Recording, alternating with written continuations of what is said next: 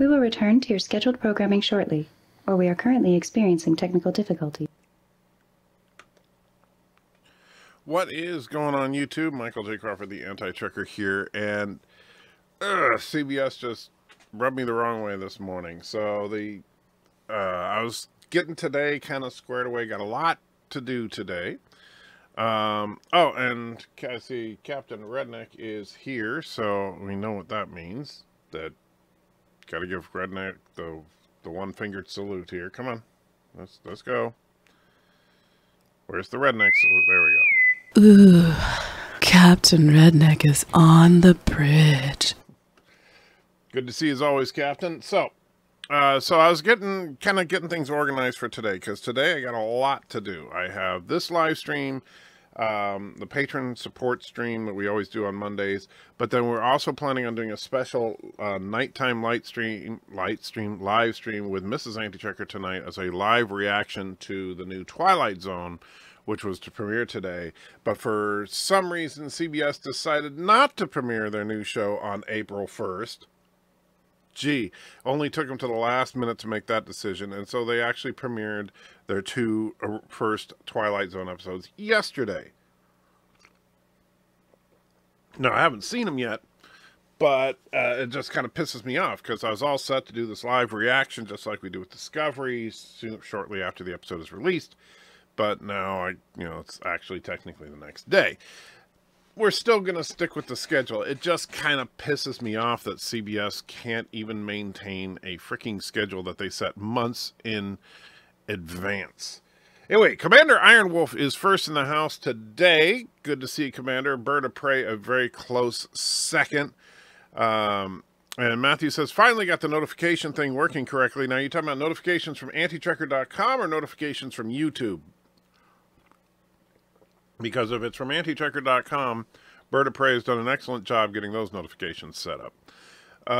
Why so early, asked BIRDOPREY? Well, just because I was working on getting things set up, and I was like, yeah, it's a little early, but we'll go ahead and do it because time is fleeting. Oh, yeah, there's one other thing that I have to do today that is not YouTube related. Well, not directly, which is that I am taking Mrs. Anti-Checker thanks to a gift card to see Us, the Jordan Peele movie, which is kind of funny since Twilight Zone is also a Jordan Peele production. So hopefully Us is good. We'll find out. And let's see. Let me get through these comments real quick. Hey there, rewatching Enemy Within just for fun. That's a fun episode. Definitely some full-blown Shatner at his best there. Hey, I just hit the notification when I got it.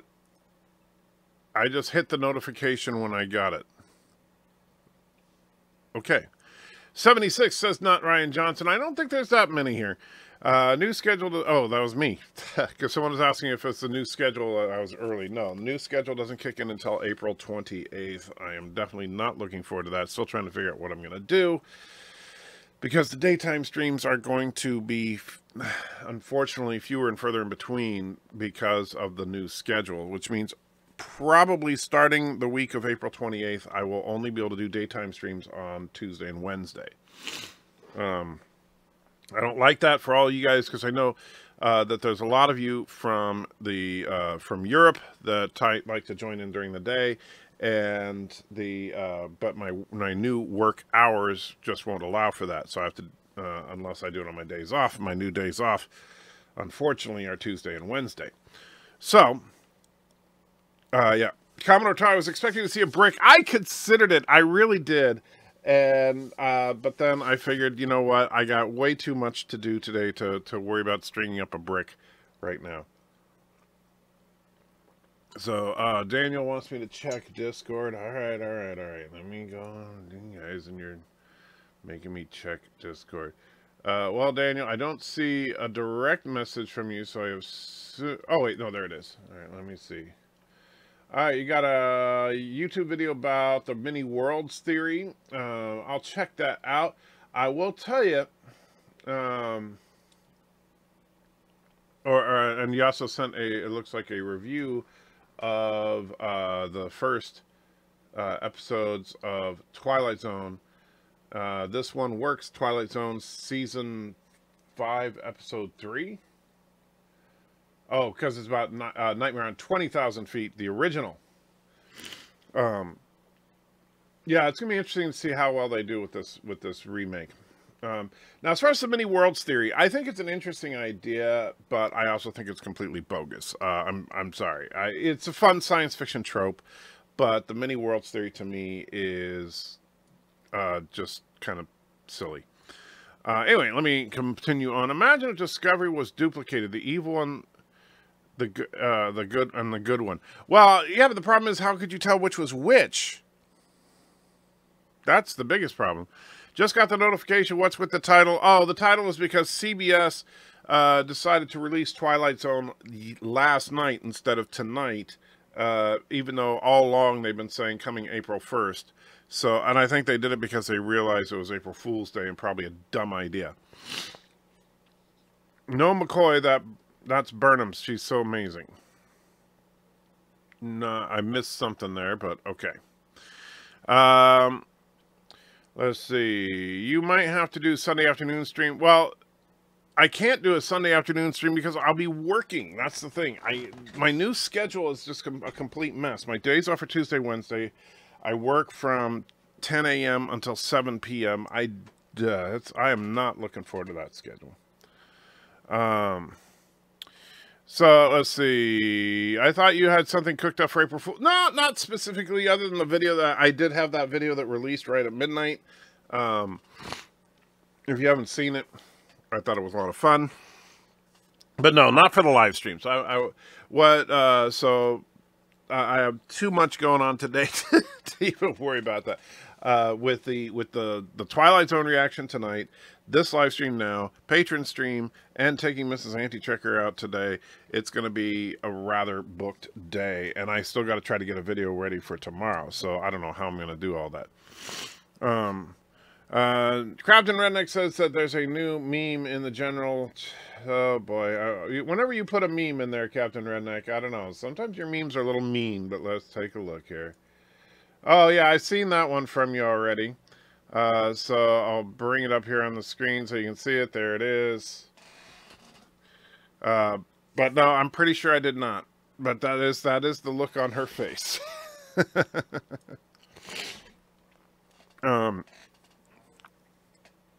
Easy, the evil one is the one you're watching. The one that sucks. Ah, I see. But the problem is, I don't know that Discovery would be recognizable if it didn't suck.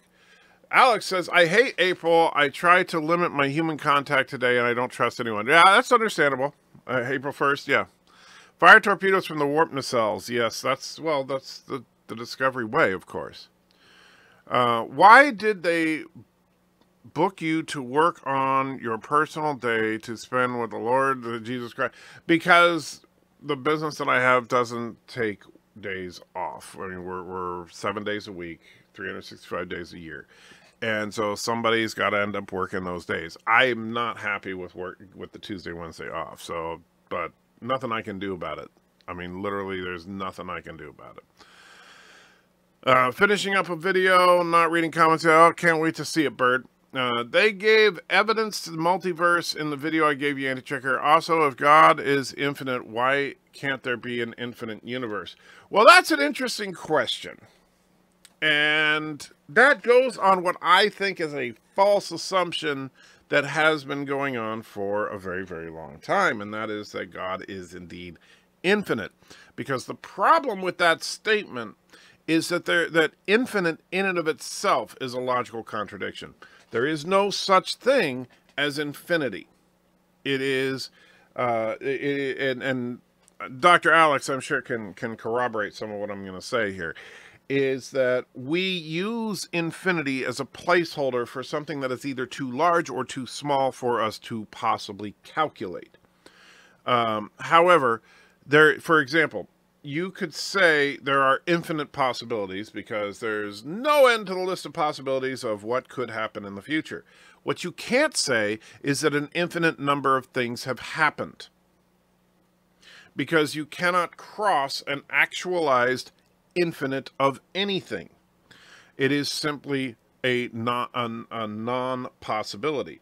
And the same is true when we start talking about God. Now, I am a believer in God. However, God is, and the way that he's most aptly described is omnipotent, omnipresent, omniscient. Now, omni is a word that does not mean infinite. It means all. So it means that God is all-powerful, not necessarily infinitely powerful. So I just realized I didn't have the lights turned on. I was wondering why it seemed a little weird. So you don't necessarily have you don't have an infinite universe. That's not even a possibility. God is all things, but not infinity. And so, and I know that some people, oh my gosh, that's blasphemy. But you know what? The mathematical concept of infinity didn't even exist when the Bible was written. Every time we start talking about God as infinite, that's stuff that was basically tacked on later. Do you like the computer and console net game Neverwinter? Neverwinter Nights I used to play a lot back in the day. I made quite a few custom modules for it. He ain't OP'd like Captain Marvel, Anti-Checker. I know, as I saw it yesterday. Must have missed something there, Peter. You saw what? I'm trying to see. Infinity doesn't measure that can't be calculated. That's true. He ain't OP'd like Captain Marvel. I know, I saw it yesterday. You saw what yesterday? I'm lost. To infinity and beyond, says Commodore Ty. Yes. Not quite. Unbounded is a well-defined concept in mathematics and applied to physics, cosmology, general. Infinite has real physical meaning and consequences. Well, all right, Alex, then show me anything, and I mean anything that is an actualized infinite. I mean, I know infinity has meaning, and they use it in mathematical equations and stuff. However, there's no example of an actualized infinite. God, not OP, Anti-Checker, saw Captain... Oh, see, I see what you're saying. You're saying God isn't as OP as Captain Marvel. If God is all-powerful instead of infinitely powerful, then God is just as finite as his creation. Not necessarily. Well, God is more than his creation. Now, where does God come from? That's a good question. However, if God exists beyond what we consider time, then how? And this is actually, and because here's the thing. On the one hand, yes, I'm a religious person, I'm a spiritual person, blah, blah, blah. I'm also a person that enjoys practicality and physics and all that. And it's like sometimes it melts your brain a little bit to try and reconcile things like that. But I actually do think that the Bible has an explanation within it as to the origins of God that make perfect sense. Boy, we're going to get into some deep, weird stuff today, I can tell. So, if you follow by what the Bible actually says on the existence of God, and so God is a being of immense power that lives beyond the concept of space and time. So where did God come from? Well, approximately 2,000 years ago, God, through some miraculous transfer of energy or whatever, conceived a son. That son was born and raised here on Earth, was executed for religious beliefs. However, upon execution, ascended into another form, as you will, and basically became, and this is how I look at it, became the Father God at that point. And so, and because he went beyond time and space, at the moment that he went beyond time and space, he existed in the past, present, and future, and therefore has always existed. So his origin is right there in what we call the Gospels. So that's, I mean, granted, that's nothing about that is orthodox. Nothing about that is considered, you know, any kind of good theology. That's just an interesting theory that I thought of that fits the facts. The typography of the universe could be open, i.e. unbounded, of infinite extent. Even if flat would imply the same. Closed is bounded. Yeah, and I'll tell you, Alex, I think that there's an interesting debate on the whole open versus closed universe. I think the universe is closed. That's just my own personal belief. Because I do think that it's ludicrous to think of an infinite universe. And, you know, just in the same way that the Earth, I mean, it would be just like, you know, people that used to think the Earth was flat. And while there are some people that still think the Earth was flat. But if you, in the classical flat Earth model, the idea was just that eventually you would get to the edges. But then what's beyond the edge, right? It doesn't make any sense. You can't have an infinite plane be Earth, right? So that would not make any sense. However, if you look at the spherical Earth, it is a closed system that has no edge. It has no boundary, or not boundary, but it has the edge of the Earth is in a different direction than north, south, east, and west. It's called up. So I have 1 in 3 chance of being right. Well, that's true. Is your talk with the flat earther today? Not today. We had a little chat a couple of weeks ago. We need, and he's not here right now, that I don't think, but he and I need to get back together and do some recording. I'm looking forward to it. And things have just been a little crazy, and dealing with the schedule and dealing with life, just crap that I don't feel like talking about right now.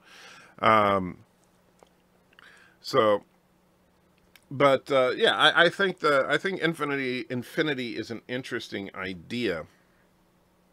But just like the many worlds theories, I don't, I think that just because you can mathematically demonstrate that something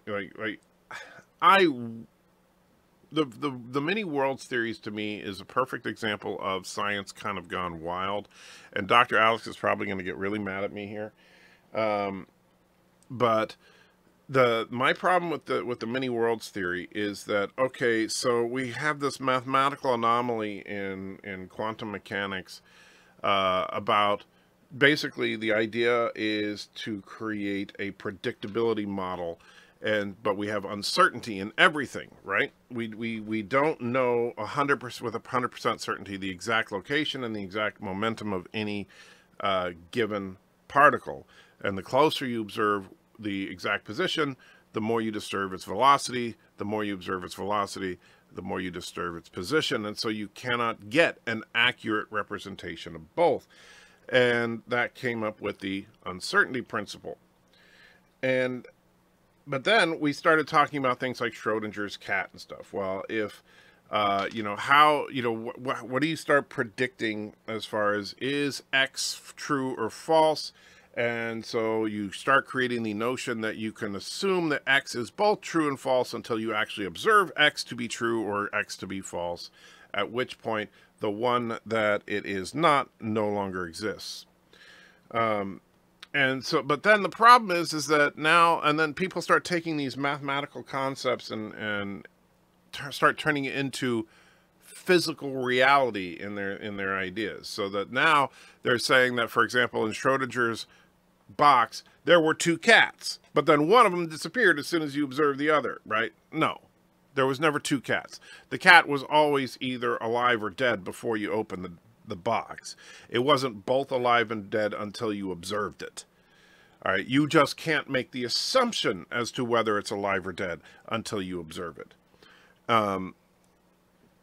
With the whole thing of many worlds, we start thinking that, well, all these different worlds are possible. But then once you observe the world, you see the world that is actual. But people start turning it into, well, all the worlds actually exist. And no, BIRDOPREY is not proven. That's the thing. You have to be careful about saying proven. It is mathematically consistent. That's what you can say. There's a difference between something being mathematically consistent and something being proven. And that's actually something that I think is interesting. And again, I know I'm going to be offending Dr. Alex a little bit today, but Dr. Alex, you know that I have nothing but respect for your chosen field.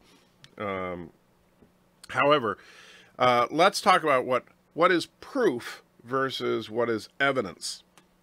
Because something being mathematically consistent, what you can prove is the math. Proving the math does not prove whatever the math represents. It only proves the math is logically consistent. To prove, and the biggest trick is that, well, can you prove anything, right?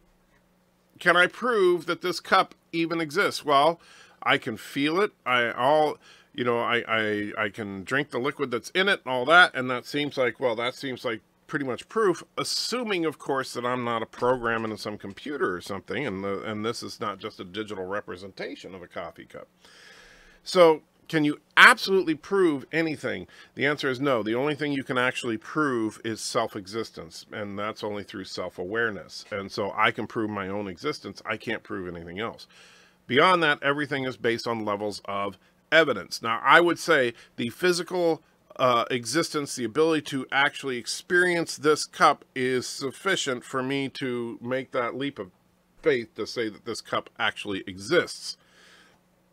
However, this is where, like, flat earthers and other people that go into this some crazy stuff out there start to say, well, if you can't prove anything, then everything must be untrue, right? That, for example, can I prove that the Earth is spherical?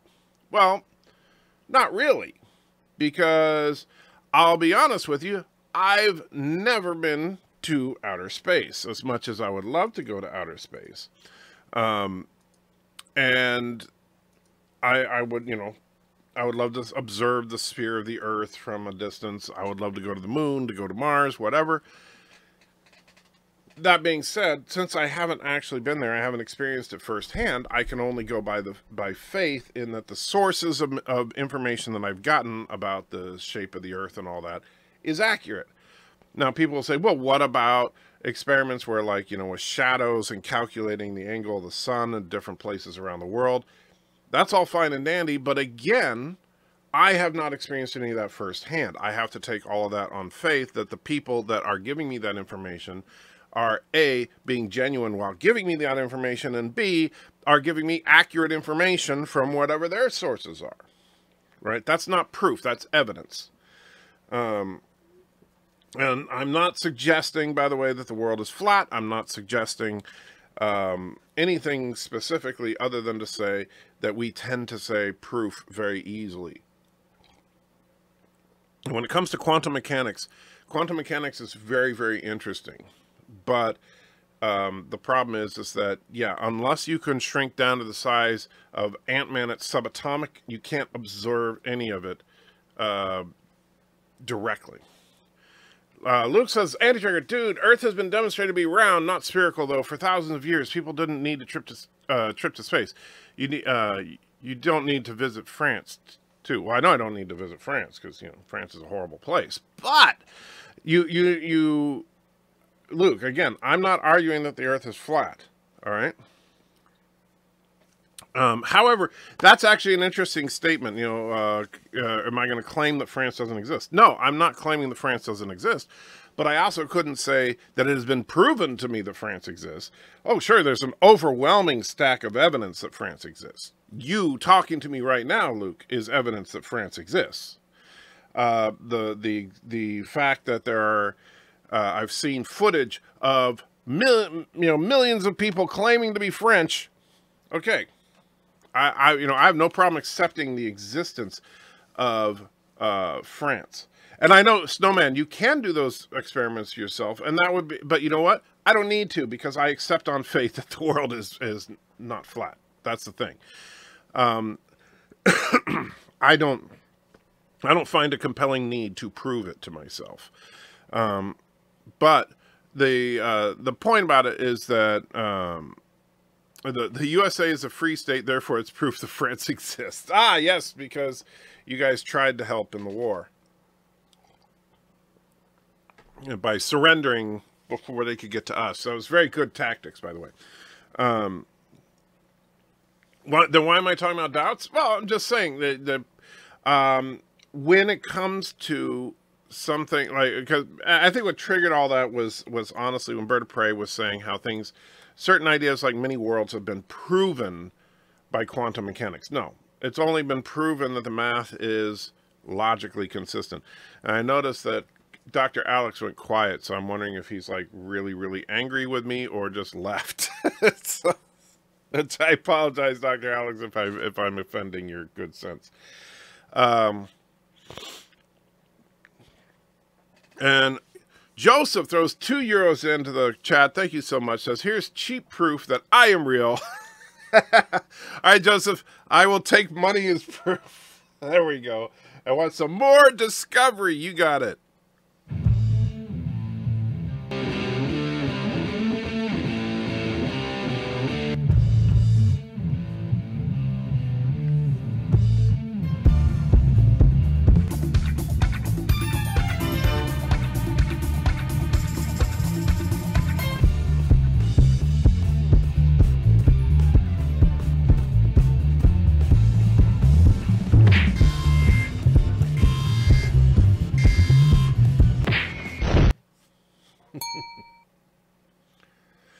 Oh, man, I do love that one. What's that opening tune? If you're talking about the rock tune that the Turd is listening to, I'm not sure. The disco song is called Funky Disco, and it is a free song available on YouTube.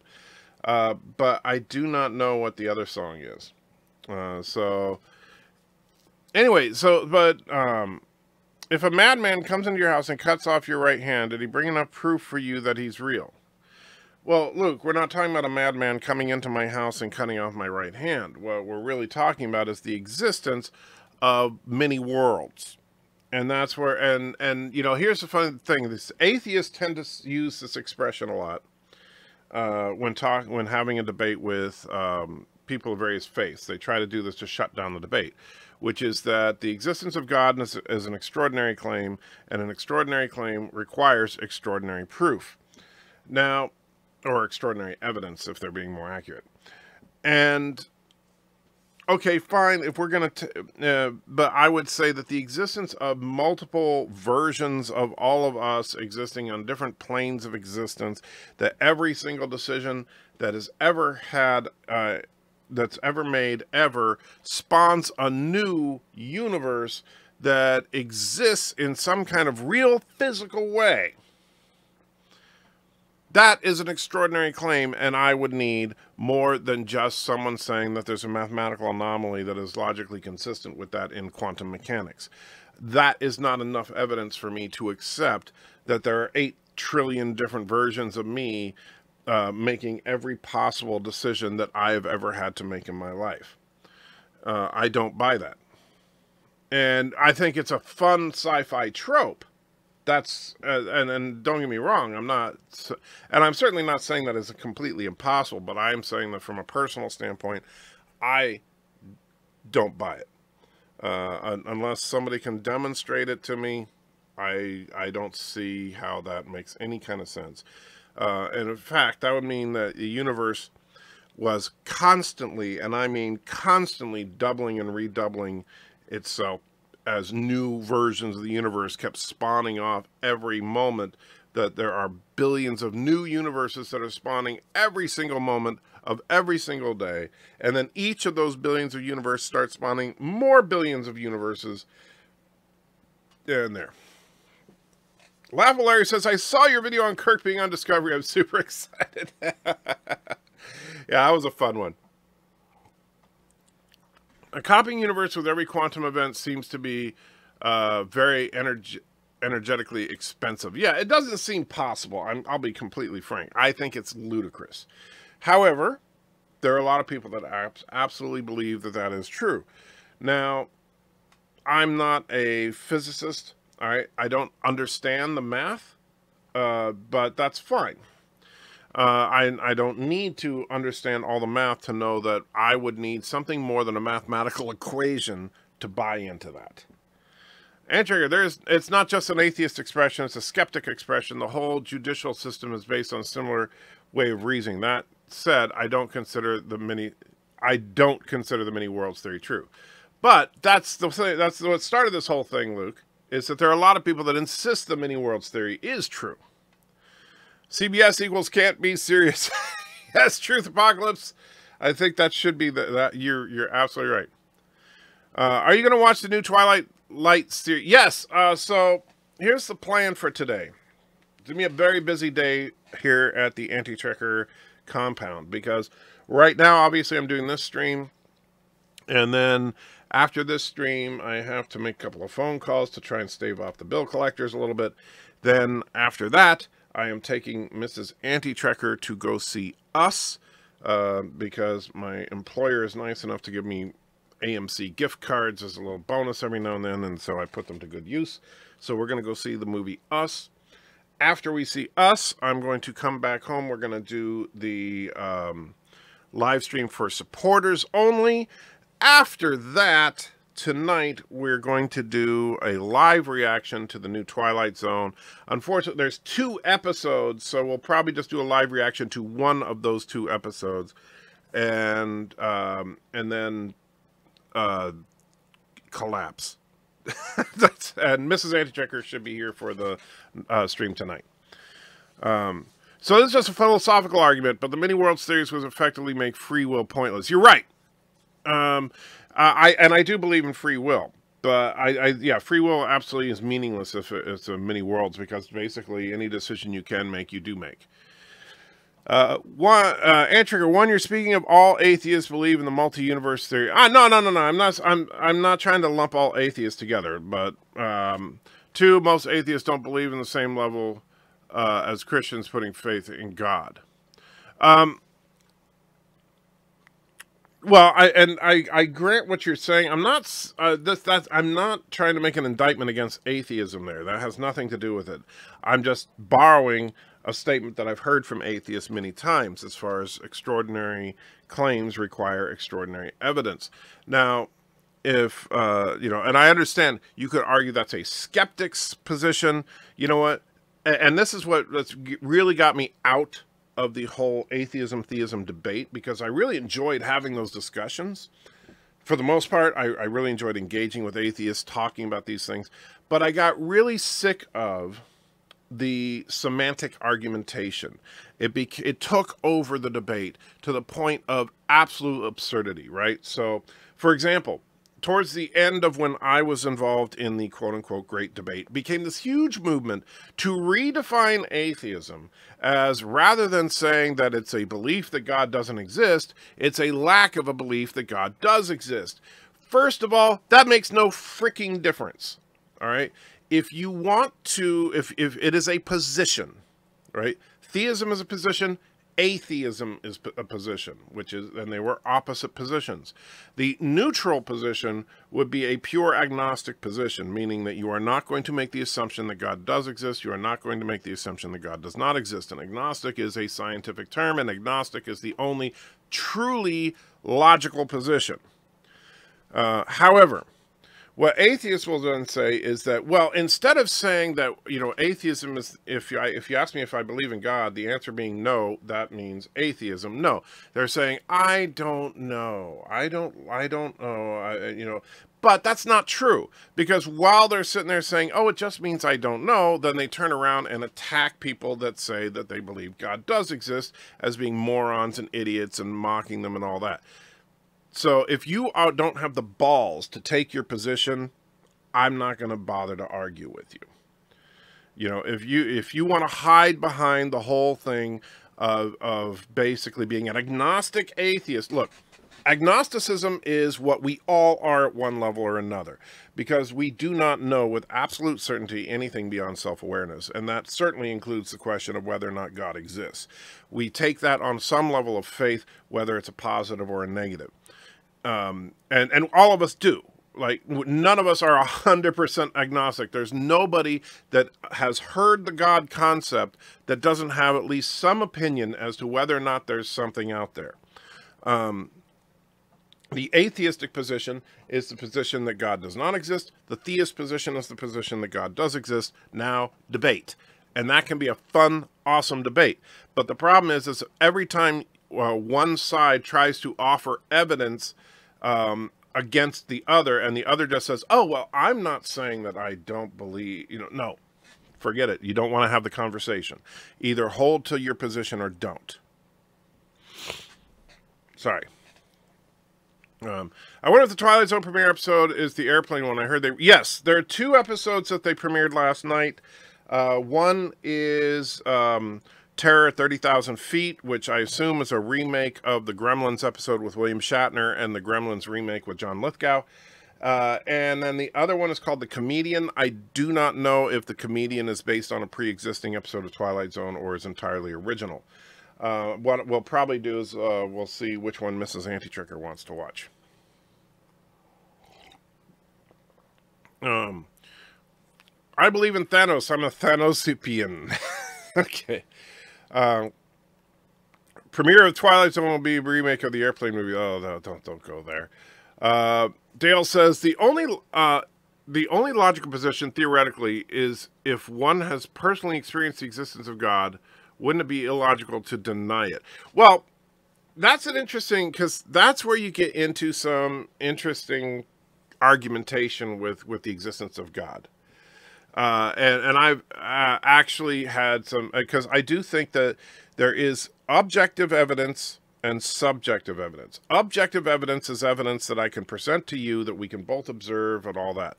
It is objective. The truth of this evidence has absolutely nothing to do with my own personal position, opinion, or existence. Subjective evidence is something that is experiential, that is dependent on the viewpoint of the individual. And therefore, anything subjectively, such as my personal experiences with God, I cannot demonstrate that to you. However, I can use it to convince myself that, assuming that I'm not having a delusion of some kind, if this is a real experience, then I could list that as evidence towards the existence of God. And likewise, someone who has had zero subjective experience like that could argue that that lack of evidence is evidence for the non-existence of God. These debates are pointless if you don't have the same idea definition of God. I would like to hear your definition. That's a tough one. So, because here's the thing, God as a concept basically simply means a living entity that created everything other than himself. I think that's the best way to define God. Because the problem is that what is God made out of? How powerful? Who knows? That's not quantifiable right now. And that is a problem. Damn, I missed Twilight Zone. Damn, I was playing STO. Oh, that's all right. No, I'm going to do Twilight Zone review tonight, Arlen. Us was a good movie. Just suspend your logic during it, or you'll get mad towards the end like I did. Well, I'll find out later. 3 remakes of 35,000 Feet. Totally berate of imagination. I know. He will save all life in the universe by making half of them not be born. Okay. And Peter says there's a video for me at Discord. You guys and you always like sending me Discord stuff when I'm in the middle. Oh, that's cool. Thanos is the perfectly written villain. I like Thanos as a villain. I will definitely check that out, though, Peter. Thank you. Oh, you mean I have to die to discuss your insights? And not quite like that, but yeah. Like the conversation, I'm into these kinds of discussions. I do too. Then, but the problem, Truth Apocalypse, is that so few people, especially people that have opposing viewpoints, it's so rare to be able to have a genuine conversation on this stuff. That's the biggest problem. The problem isn't that there aren't interesting discussions to be had between atheists and theists. The biggest problem is that most of the time, one side or the other stoops down to just insulting and berating. And once it goes to that point, the discussion is over, right? And a perfect example is the character of Richard Dawkins. Richard Dawkins, I don't even know, I assume he's still around, is a biologist who genuinely believes that ridicule and insult are effective means of debate. right? That ridicule and insult is how religion should be treated. And so people like that, I like to call a-holes. And I don't like having conversations with a-holes. And Richard Dawkins wants to go around just making fun of what he has this idea of what God is, and he wants to make jokes about it and talk about how stupid Christians are. Well, he can go F himself. I don't care. But if you want to have a real conversation about it, let's have a real conversation about it. God is in your heart. Well, the belief in God is, for sure. What if there are heartless creatures out there? I have a dirty secret. I'm a theist, sort of. Well, that's all right. You can be a theist or an atheist. You can be, a pantheist, a polytheist, whatever you want to be. I consider myself something of a panentheist, to be honest with you. Dawkins always tries to be polite at first, only at first, but he also has outright said that ridicule and all that are appropriate and effective means of dealing with religion. The good old ad hominem form of debate. Yes, and I can't stand it. And that's a lot of what got me out of it. The debate on semantics is boring and yet important. If someone can't realize that belief is more general than religious beliefs, when atheists say they don't believe it's related to religion. Well, true. Dawkins doesn't advance things. No, he does not. Hope I won't be judged or kicked out for admitting that I'm an atheist. Absolutely not, Joseph. I really like how you put it together a few minutes back. And yes, Dawkins is around. Christopher Hitchens was way worse. Christopher Hitchens, but you know what? I'll say this about Christopher Hitchens. He was a better debater than Dawkins. Dawkins was just a dick. Christopher Hitchens was a dick, but he was a dick that had real argumentation behind him. And some of it was good. When Dawkins dies, he'll finally find out the truth. Or... and this is the ironic thing, if he's right, he'll never know it. Hitchens was much more blunt, but still correct. I liked Hitchens' style overall, but I don't like when people, and Hitchens said this too, of course, when you resort to just personal insult, in my opinion, you've already lost. If you cannot make your point without insulting the person you're debating, then you have lost. You cannot, then you don't have a position to hold. I miss the old days when you used to have these conversations. Well, we're having one right now. There is a God, and she's very angry with us. Her name is Michael. Nitpicking nerd. I'm this close to hitting the banhammer on you.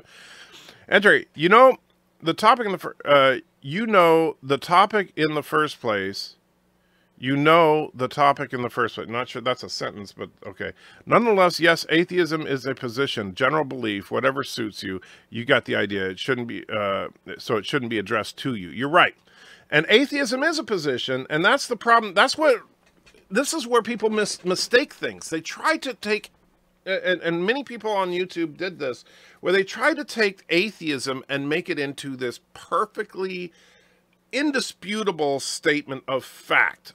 You know, I can't remember her name, but there was this one female atheist from Seattle that used to always try to say all babies are atheists because simply not having a position is being an atheist. No, if not having a position is being an atheist, then that means that ignorance is atheism, right? No. Not having a position is agnosticism. If you have a position on whether or not God exists or does not exist, that is your position of theism on one side, atheism on the other. If your position is that it's unknown and unknowable, then you're an agnostic. If your position is God exists, you are a theist. If your position is God does not exist, you are an atheist. Now, this is where a lot of the atheists online, where I think they drop the ball. It's okay to be wrong. And when I say that, I'm not saying that, it's if you take a position and you could be wrong, that's okay.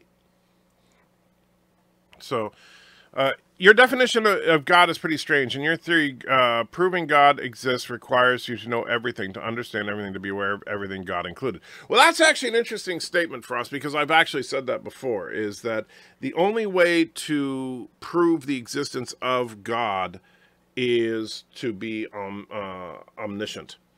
which unfortunately we're not.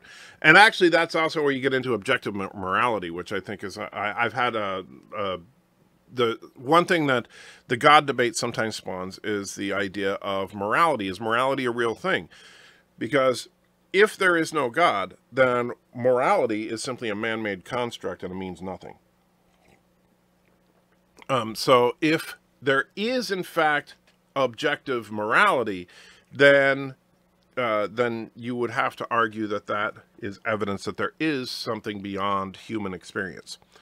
I worship the altar of anti-tracker. Don't worship me, Laughable. I'm certainly not worth it. But thank you. Star Trek V, boom. Okay. My wife and I were just discussing yesterday, if objective truth exists, humans could know of it because we all see truth in our own perspective. Well, couldn't know of it. That's the problem. Objective truth is, well, objective truth does exist in as much as, for example, this cup contains coffee. That is objectively true, regardless of my opinion on said cup, on said liquid, and all that. That is an objective truth that is discoverable by others. However, I like chocolate better than vanilla. That is a subjective truth that cannot be proven. The only person that can know with absolute certainty that that is true is me. We're having a debate about religion. Do you consider the belief... let me, hold on. Nitpicking nerd, because sorry, Sovereign, I jumped ahead. Do you believe, or do you consider the belief in multiple gods worse than the belief in no God at all? Polytheism, I don't consider them worse or better than each other. Those are simply two positions that I do not take. I think polyism is less logical than atheism, to be honest with you. So it's logically inconsistent. However, gods lowercase g are different than God uppercase g, because gods in most polytheistic belief systems, and the whole idea of a polytheistic God, is that God is simply a species of creature that is more powerful than humans. Oh, we're having a debate about religion. Well, I'm an atheist more or less because I'm pretty sure there are no beings more evolved than us, Q or the ancients from Stargate. Well, that's all right. You can be an atheist. That's completely okay. Have you seen Lore's April Fool's video? No, I have not. Did Lore post an April Fool's video? I didn't even know. I just I got up just a little bit before I started this stream. I think objective morality can be compatible with atheism. I don't know. How can you argue that something is right or wrong without invoking a god or gods? And that's a legit question. I would love to know. So you're saying to disprove God, then you have to be darn close to being a god yourself. Unfortunately, yes. There is no proving or disproving the existence of something like that. I don't think there's objective morality. It's always subjective. Oh, there you go. I'm not. It's not a position to think I personally support. But there's nothing logically inconsistent between objective morality and atheism, except that there's, and that's where I think that's an interesting philosophical debate, because without invoking something above humanity to set the rules of right or wrong, how do you determine that something is right or wrong? Even if there is a God, morality would be subjective from the point of view, not objective. Actually, no, I think that there is, and I'll talk about that in just a second, but there is a way to prove objective morality, no matter how you define morality. You're wrong. The cup contains cherry bean tea, not coffee. Okay. Well, I guess I'm wrong. No. Objective truth exists and can be observed via experiments with use of objective instruments other than our senses. That's true. Something that is objectively true is true regardless of our personal opinion on it. Like whether I like coffee or not doesn't change the fact that this is coffee. And kind of like what you were saying, you could use objective instruments to measure what is in this cup and identify it as coffee. Morality is not something that can be measured outside of opinions. I disagree. Isn't it nice that my workday is over? I guess that is nice. Man, that was a great April Fool's Day video. Had me pissed my pants. I don't know if that's a good thing or not, but I'm glad you enjoyed it. It's called Deontological Ethics. Kant wrote about it 200 years ago. I'm not a big expert on Kant, so I couldn't give you everything. Good news, everyone, says BIRDOPREY. Videos on the Anticker website will now post with the YouTube avatar of the video uploaded in the Certified Nerd section. Oh, cool. It's all semantics anyway. Well, that's a problem. There is a lot of semantics involved, and the semantic arguments should be taken care of before we get into the actual argumentation of existence. But what happens is a lot of the times, and atheists and theists both do this, is that though if they find themselves in a bad position in a debate, then they'll start going to semantic argumentation to try and deflect. Without God, everything is permissible. That is true, but even with God, everything is permissible, but not everything is beneficial. And I know you know that one. The only problem I have with current religion is the chaos it creates. Every religion or its followers want to be the true religion or interpretation of the word of their God. That is a problem, of course, in that we have all these differing concepts of what exactly God is, and more importantly, what is it that God wants. And we tend to fight each other over this. Unfortunately, what we need to be doing is simply seeking that truth.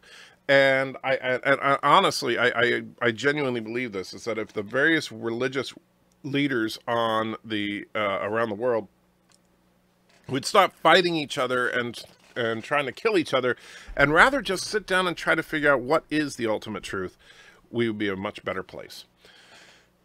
Arlen, it's okay to just piss one of your pants. We'll tend to agree it's semantics, yes. What did I walk into this time? Well, Wesley, we're having the deep, deep discussion of God. Some morals are a bit gray. True, but that's why, and so let's talk about, and of course, Captain Redneck, I'm not an expert on, I said Kant, not that. See how we can discuss such things without reporting and yelling the name calling. SJWs, please take note. Well, that's the thing. Like, we're having an interesting conversation here, but unfortunately, most of the time, these conversations are not this pleasant. So let's talk for just a moment, and I apologize. I know there's a lot of comments that I haven't read, but let me get this point out real quick, and then we'll get back to the comments. There is so this concept of objective morality, and some people say that they cannot exist. Other people say that it cannot exist without God, etc. Objective morality, well, first of all, we have to say, well, what is the moral thing to do? What is the right thing to do? How do you define what the right thing to do is? There's only a couple of ways you can do that. One is through invoking a deity, right? That something is morally good because God says such thing is morally good, right? Now, that is a form of objective morality in that there is a set standard. This is what is right, this is what is wrong, and it's not based on human, based on our own subjective positioning. It's based on a power above us. Now, is there another form of objective morality? I think that there is, but the problem is that this still, while it doesn't require the existence of God, it would require you to basically be God. If you want to say that the moral thing to do is whatever the thing that would create the most good in the universe over the course of eternity, right? So, for example, is it moral to punch someone in the face versus give somebody a candy bar, right? So you would say, well, obviously giving someone a candy bar is the moral thing to do. However, what if you punch that person in the face, because you punched them in the face, they ended up falling down and hurting themselves, and they had to go to the doctor and get a cast on their arm because they broke their arm. But because of that, they didn't get on the bus they were about to get on, and that bus got into an accident, and they would have been killed had they been on the bus. Now is punching them in the face an moral or immoral act? Now, what you might say, well, in that case, punching them in the face would be the moral thing to do because you're actually saving their life. But what if we then find out that because you punched the person in the face, because they weren't on the bus, and now they were not killed in the accident, and they're alive, they had a child, and that child then became the next Adolf Hitler and ended up destroying half the population of the world. Well, now it's and you can see how this goes. So the problem with objective morality is it absolutely exists no matter how you define morality. If you just say morality is whatever causes the most good in the world, that's perfectly fine. But the only way to know what causes the most good in the world is to be omniscient. And so unless you are omniscient, no human being can judge what is objectively moral. And that's a problem. However, I use that argumentation. It really pissed off some Christians because I use that argumentation as to disprove the Christian theory, because I try to be as objective as I can, even though I have my own personal positions on it. I use that argumentation against Christians who try to argue that there can be no morality without God. There absolutely can. The problem is that you would still need it to be omniscient in order to really know what that morality was. So, both Kant believed involved the use, anti-checker, both Kant believed involved the use of a priori knowledge woven in the structure of our consciousness, which we all share, so they appear to exist purely in the world. Okay. Sorry, anti-checker, but I think you just proved the opposite point. Any action can be moral or immoral depending on the situation and circumstances. But this is the thing, nitpicking. Every action is moral or immoral, specifically because it's not a question of can be. It is either moral or immoral. The problem is you don't know the ultimate answer to that. Love the video today, Spinning Spock. I should make a Spinning Spock t-shirt here. Right? So every action is moral or immoral. However, it's not that it can be either one. It is one or the other. The problem is that you don't know which one it is. None of us do, because we are not God. And that's where, if you are a believer in God, if you believe that God is the one unique omniscient being, then obviously God would be your moral compass. God would help you to find what is that right thing to do. If you don't believe in God, then you just have to, good luck. You just try to be, oh, I'm a good person. Well, are you doing the right thing? And, that's a genuine question. So let's see here. Captain Kirk is letting the bridge get cluttered. Yeah, I know. The bridge is a little messy today. Excuse me. Andrew, the funny thing about the debate on morality is when you come down to the good and evil principle, it comes from Zoroastrian religion. I don't know much about Zoroastrianism. I can't even pronounce it. But so I couldn't really comment on that much, Luke. But Spock likes science, as Arlen says.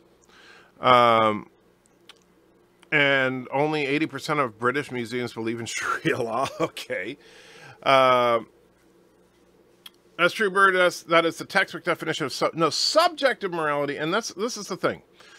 Now, subjective morality means that something is moral or immoral based on the individual that is committing the moral or immoral act. Is it right or wrong for you? That is subjective morality. Not is it right or wrong. What I'm arguing about is that if the action's consequences could be measured throughout the totality of the universe, does the action increase or decrease happiness or goodness or whatever you want to use as a measuring stick throughout the universe? If the answer is that it does increase, then it is moral. If it does not increase or it decreases, then it is immoral. The problem is that there is no way to know that. Oh, look, a white male terrorist. They must be mentally disabled. No, they're not terrorists. Full stop. Good Christian even. What? You lost me there, Peter.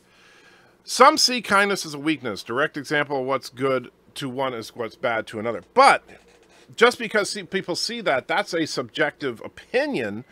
However, that's not about subjective morality. That doesn't change the fact that every action is either moral or immoral. And that religion has nothing to do with morality, witch trials, Inquisition, Crusades, modern terrorism. I can go on. Well, first of all, witch trials, Inquisition, terrorism, all that, those things happen regardless of whether or not religion exists. I know that, well, witch trials are a specifically supernatural concept, but you do realize that many people have been tortured, beaten, killed, all that in the name of both religious and non-religious ideas. Humanity is a violent species. I grew up Christian, and 99% of my family still are. Truth is, there's no discussing this with them. Am I the only one that admits I have no effing idea? No, that's the thing, Truth. It's perfectly fine to admit you have no idea. I mean, personally, I find that to be refreshing when people are willing to say that. Wasn't Freddie Mercury's Zoroaster? I don't know. And Trigger, the Captain Kirk in Discovery Season 3 video you did was cool. Thank you, Daniel. I enjoyed the heck out of it. Man, my allergies are just crazy today. Nature itself is cruel, so if it had been designed, who made it that way deliberately? It's either not perfect and all-powerful, or maybe not really that moral, because nature itself causes suffering. Interesting you should say that, nitpicking, because Christianity has an answer for that, and it's called the curse. Read Genesis. Hail all! Hey, GJ! No, you were wrong, Anti-Tracker. The same deed can be considered good. The same deed can be considered good and bad at the same time. It depends on the set of rules, and there's no single universal set of rules. But you see, Snowman, that's the very... You get right to the core. You can argue that something is good or bad only based on the amount of knowledge that you can have. Just like when I was telescoping out from my punch the guy in the face analogy, right? So if you punch the guy in the face on the lowest surface, you say that's a bad thing because you caused physical injury to another person. However, because it prevented that person from getting killed, that's a good thing because you saved a life. However, because that person, after not being killed, gave birth to the Antichrist, now it's a bad thing again because you caused a lot of pain and suffering. And so but the problem is that there is an ultimate truth. You just can't know it. That's the problem. Q is a low-tier god. Well, he would be a lowercase g god at the very most. And I think that the Q are just, yeah, stupid. They're kind of full of themselves. Donut correct. I don't mean stupid as they're a plot device. Donut correct. Some religions do believe that in this country you can create your own religion based on that. I missed what was said there. Sorry. Donut said, by that logic, drugs good because they make you feel good. Only if there's no see, that's actually okay. Let me touch on that, since that is actually an interesting point. And I'm sorry, I know I'm missing a lot of comments. There's a lot going on here. However, so drugs make you feel good. Therefore, drugs are good. However, in experiencing that high or whatever, because of that, you neglect to show up for work and you lose your job and you end up homeless. Drugs are bad. However, because you ended up being homeless, you didn't have a child that was going to be the Antichrist. Well, therefore, they're good. You see what I'm saying? So, just because something and that's actually where we get into some of the stuff in the secular world that's a problem. Just because it feels good doesn't mean it is good. And just because it feels bad doesn't mean it is bad. But the problem is we don't know the ultimate answer to what is good or bad, what is moral or immoral. And that's why those of us that actually do believe in a God seek the guidance of said God and that's the whole point of faith, is that we don't know what the right thing to do is always, and we seek God to help us learn that. Even if you aren't physically able, she should still sit on your lap. I'm not sure what that was about. All right, let's continue on. It's always moral to offer your seat to a bus to a pregnant woman if you're physically able to do so. God isn't needed to tell me the moral behavior. However, what if giving up your seat for that pregnant woman means, because if the pregnant woman had been standing there, she would have gone into labor that day. However, sitting down means she didn't go into labor till the next day. And because she didn't go into labor until the next day, there were complications during delivery and the baby died. So is it always moral to offer your seat? These mentally disabled white terrorists, that's a misnomer. They are terrorists, Christian, American, France, Catholic. You don't see Sikh terrorists. You also don't generally see Buddhist terrorists. BIRDOPREY, you're confusing morality and kindness. That's true. People mistake Sikhs for Muslims. That is also true. To play devil's advocate, Bird, what if you live in a society that is overpopulated and pregnancy is seen as a negative? Is it still... Oh, that's actually a good one, too. Let's talk about people who believe in the Force and are called Jedi. Well, those people are called delusional. To me, any current concept is human by default, and objective morality exists. It is very limited and confused to your level of understanding and available framework for decision making. Well, that's the problem, Luke, is that it is very limited because our experience is very limited. We would have to be omniscient beings in order to really, truly be able to judge objective morality. True, but if drug use, sex outside of marriage, gay sex, and alcoholics are seen as evil, even though they only create pleasure and happiness. All right, so here's an interesting thing about that, because I know a lot of people get on Christians in particular, but religious people in general, about sexual practices. And so let's talk about that for just a minute. The Old Testament school ban on homosexuality and promiscuity. Some people are like, oh, that's so wrong. Christians are just uptight, blah, blah, blah.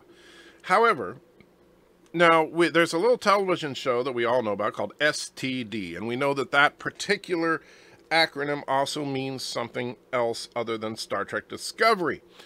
And STDs can cause all sorts of problems, even in the modern era.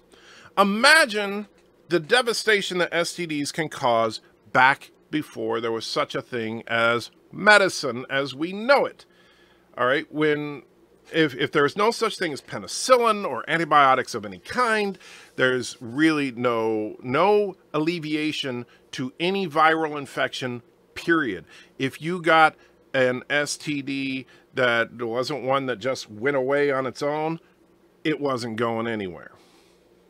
Now, we look at the Bible's prohibition on various sexual practices. Guess what? If you strictly enforce monogamy, and not just, and keeping things within a permanent marital relationship, then you will drastically reduce the amount of STDs spreading throughout a community. Now, are they perfect? No, but is it a way to keep people safe? Yes. And so if the goal, and if God's goal, particularly in the Old Testament, was to develop the Jewish state to a point to where they would then eventually put forth the Messiah, Jesus, blah, blah, blah, blah, blah, history, all that stuff. If God needed to get the Jews from being a very small, simple tribe to being a powerful nation in a couple of thousand years, guess what? Putting the brakes on some of those practices, probably not a bad idea. Now, we might say, oh, that's so wrong. Well, but it's ultimately practical. And so we want to say that God is mean because he doesn't want us to have chocolate cake for breakfast every single day. Even though we all know that if you had chocolate cake for breakfast every single day, you would get fat. But it's fun. So what? If you have to make an abortion to save the woman, I'm not sure. So if you're talking about, well, abortion is a whole different ball of wax. Abortion, by the way, not in the Bible. Again, depends on your scenario. You picked a scenario in which it was very unlikely. Not sure what that is. Use religion to control people. That's interesting. The idea that religion was just invented to control people. What about the people that were executed, the founders of said religion? Did they have control over everybody as they were being executed? And just wondering. Let's see. Very common scenario. Pregnant women get offered seats all the time. That's true. Also, in your mind, hygiene wasn't always top quality. Such a rule would have helped further shielding population against possible STDs and many other diseases. That's exactly what I was just saying. All of this is anecdotal. For each person you say is peaceful, I personally have heard that they hate the West. They would kill infidels. I guess you're talking about Muslims. Maybe there are bullets being fired from the bus outside, and if you offered your seat, you will die yourself. If you know this, would you decline to sacrifice yourself? It's not totally immoral. That's interesting. And it's a good point, Ad Trigger. I'll never contract an STD unless a doctor messes up. Exactly. You see, if you are in a monogamous relationship and both you and your partner do not have any STDs, you are STD proof. Hey, Anti-Trigger, Star Trek Discovery is canceled. Yay. Oh, wait, April Fool's. Jerk. Islam, Judaism, Christianity are all basically the same religion, but still all three of the reason of the most violent things in our history.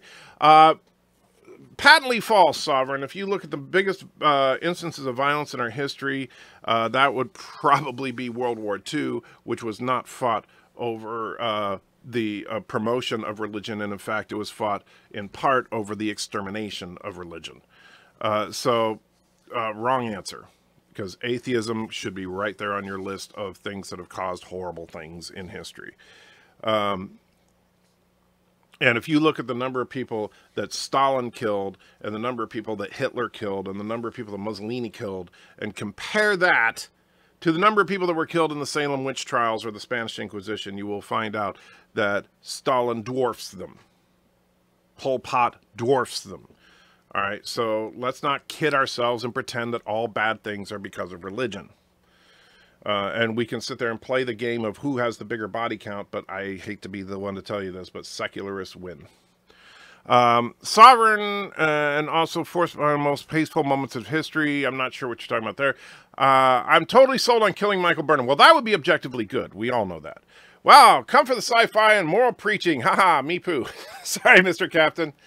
Islam, Judaism, Christianity are basically the same religion. Yeah, they're not. But I mean, they come from the same Abrahamic source, but there are definite differences.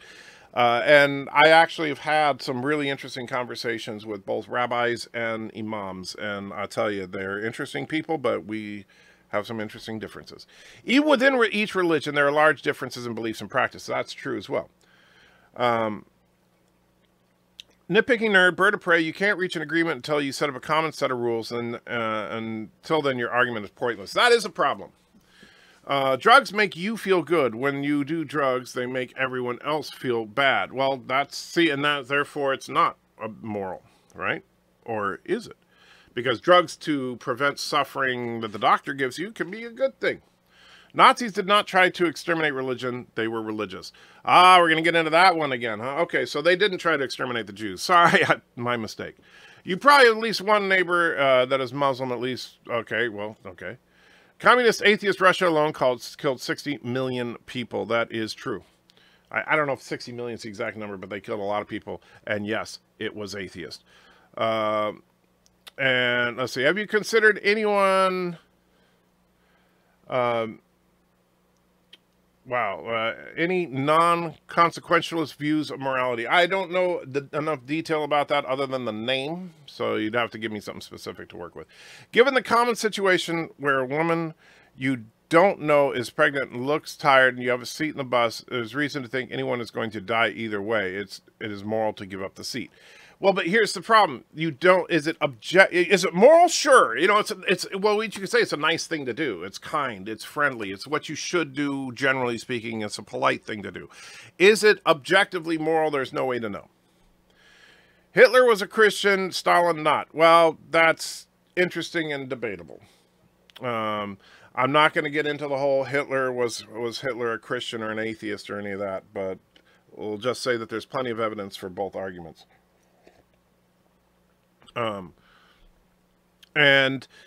There's, Hitler was also a vegetarian and, a socialist. So there you go.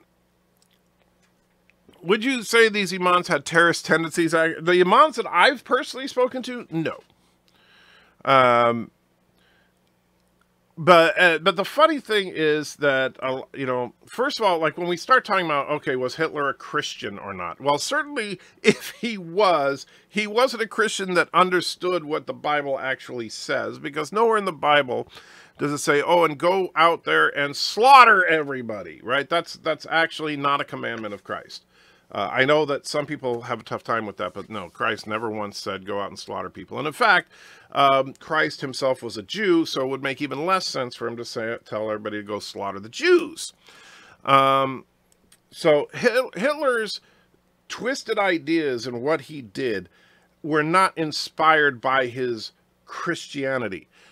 And so, and if you think that they were, then you have a very sick and twisted view of Christianity, because you will not find in the Bible suggestions that you do the kind of things that Hitler did. Nazis ate food, therefore anyone who eats food is evil. Yes. Stalin is responsible for taking the life of many people, but not because of atheism. Well, but here's the thing. If you want to argue that Hitler was a Christian and therefore Christians caused suffering, well, then Stalin was an atheist and therefore atheists caused suffering. Can't have it both ways. If you want to argue that every Christian that did a horrible thing is a check mark for Christians doing horrible things, then you need to take the same. And therefore any atheist that did horrible things, such as Stalin, well, there's a check on the atheist column. So let's not have a double standard here. Either it is measurable or it is not. But the Bible also commands to commit genocide, not on an ongoing basis. You are absolutely right, nitpicking nerd, that there are individual instances of God ordering certain people to be wiped out in specific times of war. However, there's nothing in the Bible that says, now go forth and commit genocide. Right? It doesn't say that that's something that we should strive to do. And in fact, what the Bible primarily tells people to do moving forward is to love God and love humanity. That is it. And Christ even says, that is it.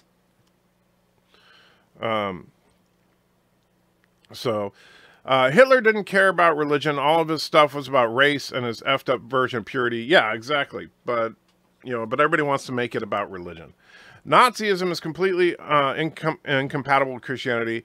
So the Nazis weren't Christians. They completely, if the Nazis were Christians, they completely misunderstood their own faith. Agreed. Excuse me. Yes, it does. Now I'm getting annoyed because you guys deny facts. Not sure what that was about. Yes, what does? Let's see. Nitpicking nerd. Hitler was a Christian in the same sense Obama is. I don't know about Obama. That's kind of pushing it. It was politically convenient to claim Christianity, but never actually following the tenets of the Bible. Well, that's the thing. Is that if you want to look at whether, and this is a funny thing about, the whole, and I know that we go into the no true Scotsman argument, right? What is a Christian? Can you be a Christian and do things that are antithetical to what Christ taught? And that's an interesting question. If Hitler claimed to be a Christian, does that mean that what we saw from the Nazis is Christian behavior? Or was Hitler using the label Christian, or was Hitler just having a very delusional idea of what Christianity was? Either one of those is a possibility. Let's see. Hitler also did for specific situations during time of war, so what's the difference? Well, nowhere, as far as I know, God didn't command Hitler to go wipe out the Jews. That's the difference. Also, cigar sales went up. I read women were... Okay, I read that women were much, much more willing to give head after the Monica Lewinsky. That's interesting. Fireside. I did not know that. What's most important to me is that religion today is for creating good. Despite I'm a non-believer, I still think everyone finds good somewhere in your source as religion. Religion, on balance, has been a force for good in the world. I mean, and the ironic thing is that many things that we take for granted as being good things today came directly out of religion. For example, the Catholic Church invented something called a hospital, astronomy, the scientific method, all came from the Catholic Church. Algebra came from the Muslim faith. There are...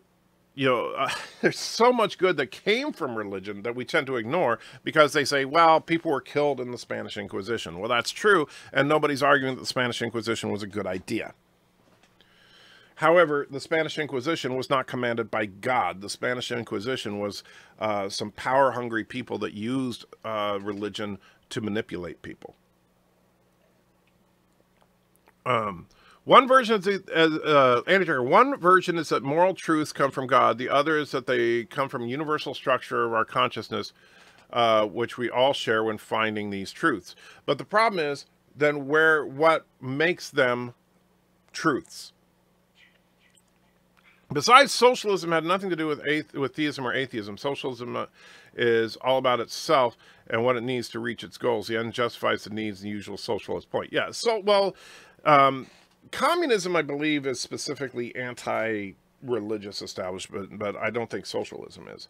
Lots of people claim to be Christian, but don't act remotely Christian. Then people claim Christians are evil. Yeah, well, that's a problem. And that is a genuine problem in the religious circles, is that just because someone claims to be a Christian, if they then do a horrible thing, does that mean that Christianity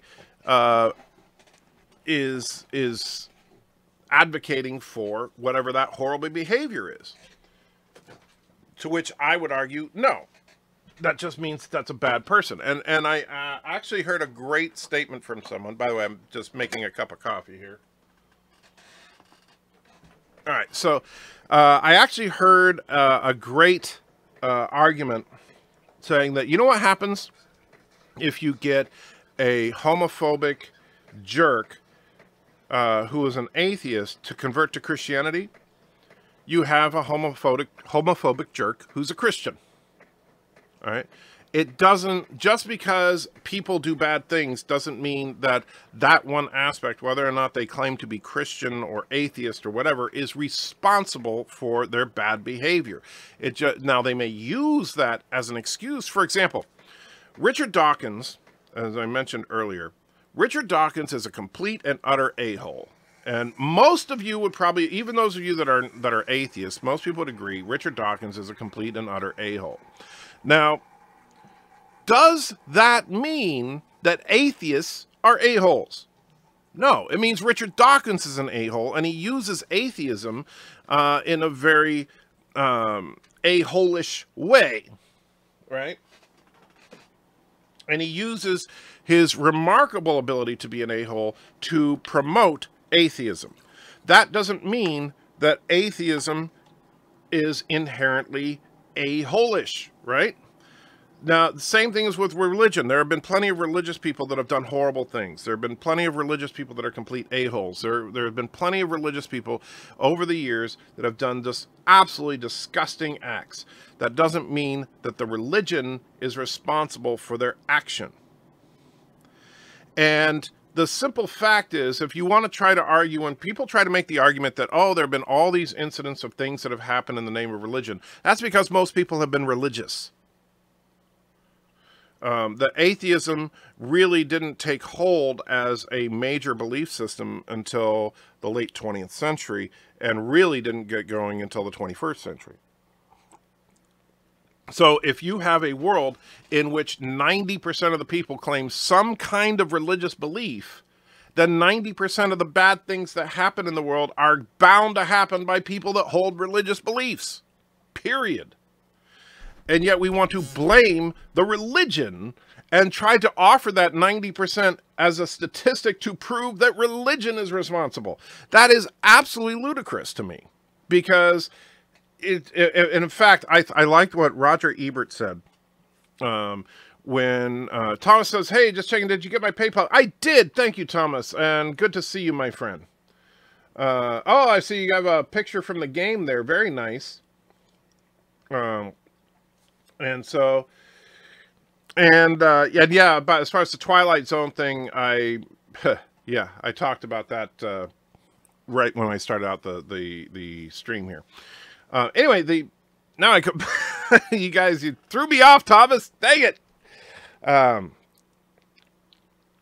So, anyway, but yeah, that's the thing, is that if you want to argue that there are bad people, there are bad people. But yeah. Anyway, Joseph throws another €2 in and says, I am not an a-hole. Anti-tracker confirmed. Yes. And wants to see Discovery. You got it.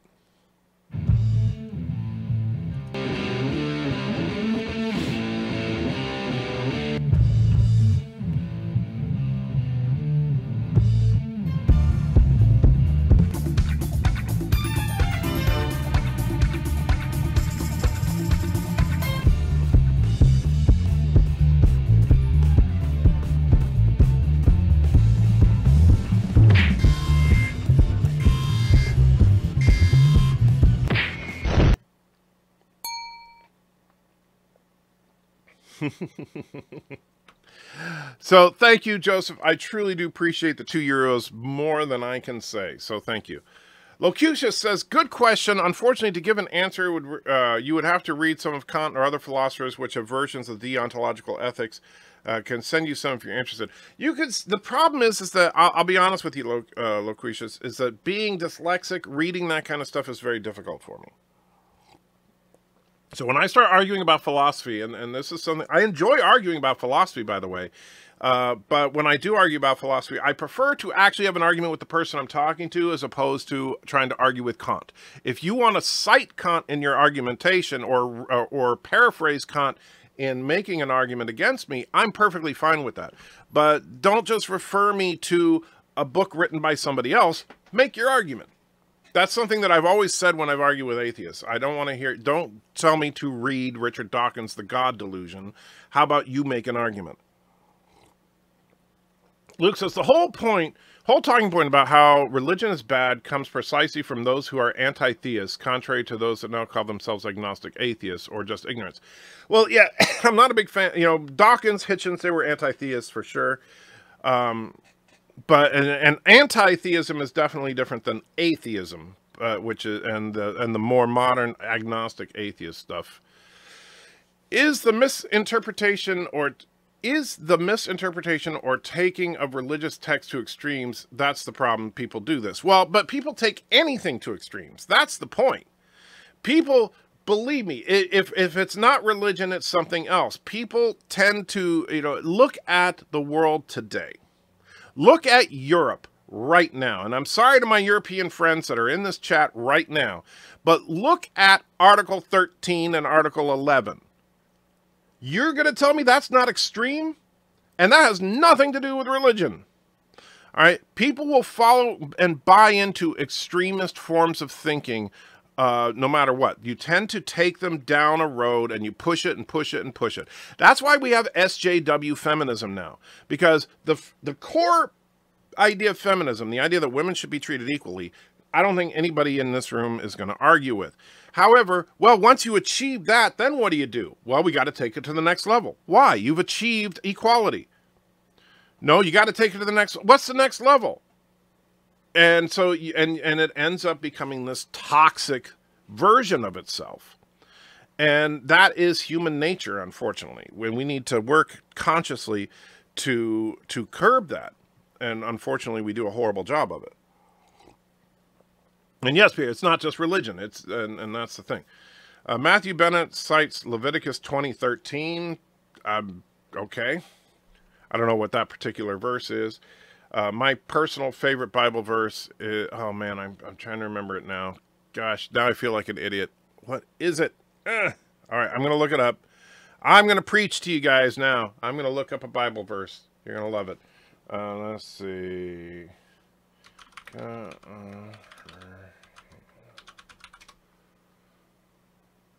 There we go. It's in Deuteronomy. Let me bring it up here so that I have it right in front of me.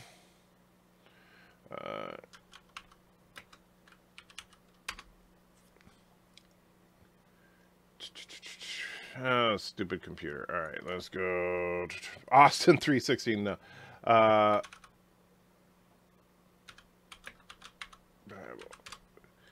The Old Testament is pretty harsh read. It can be, but keep in mind that the Old Testament, for the most part, is basically the historical stuff. It's the background stuff.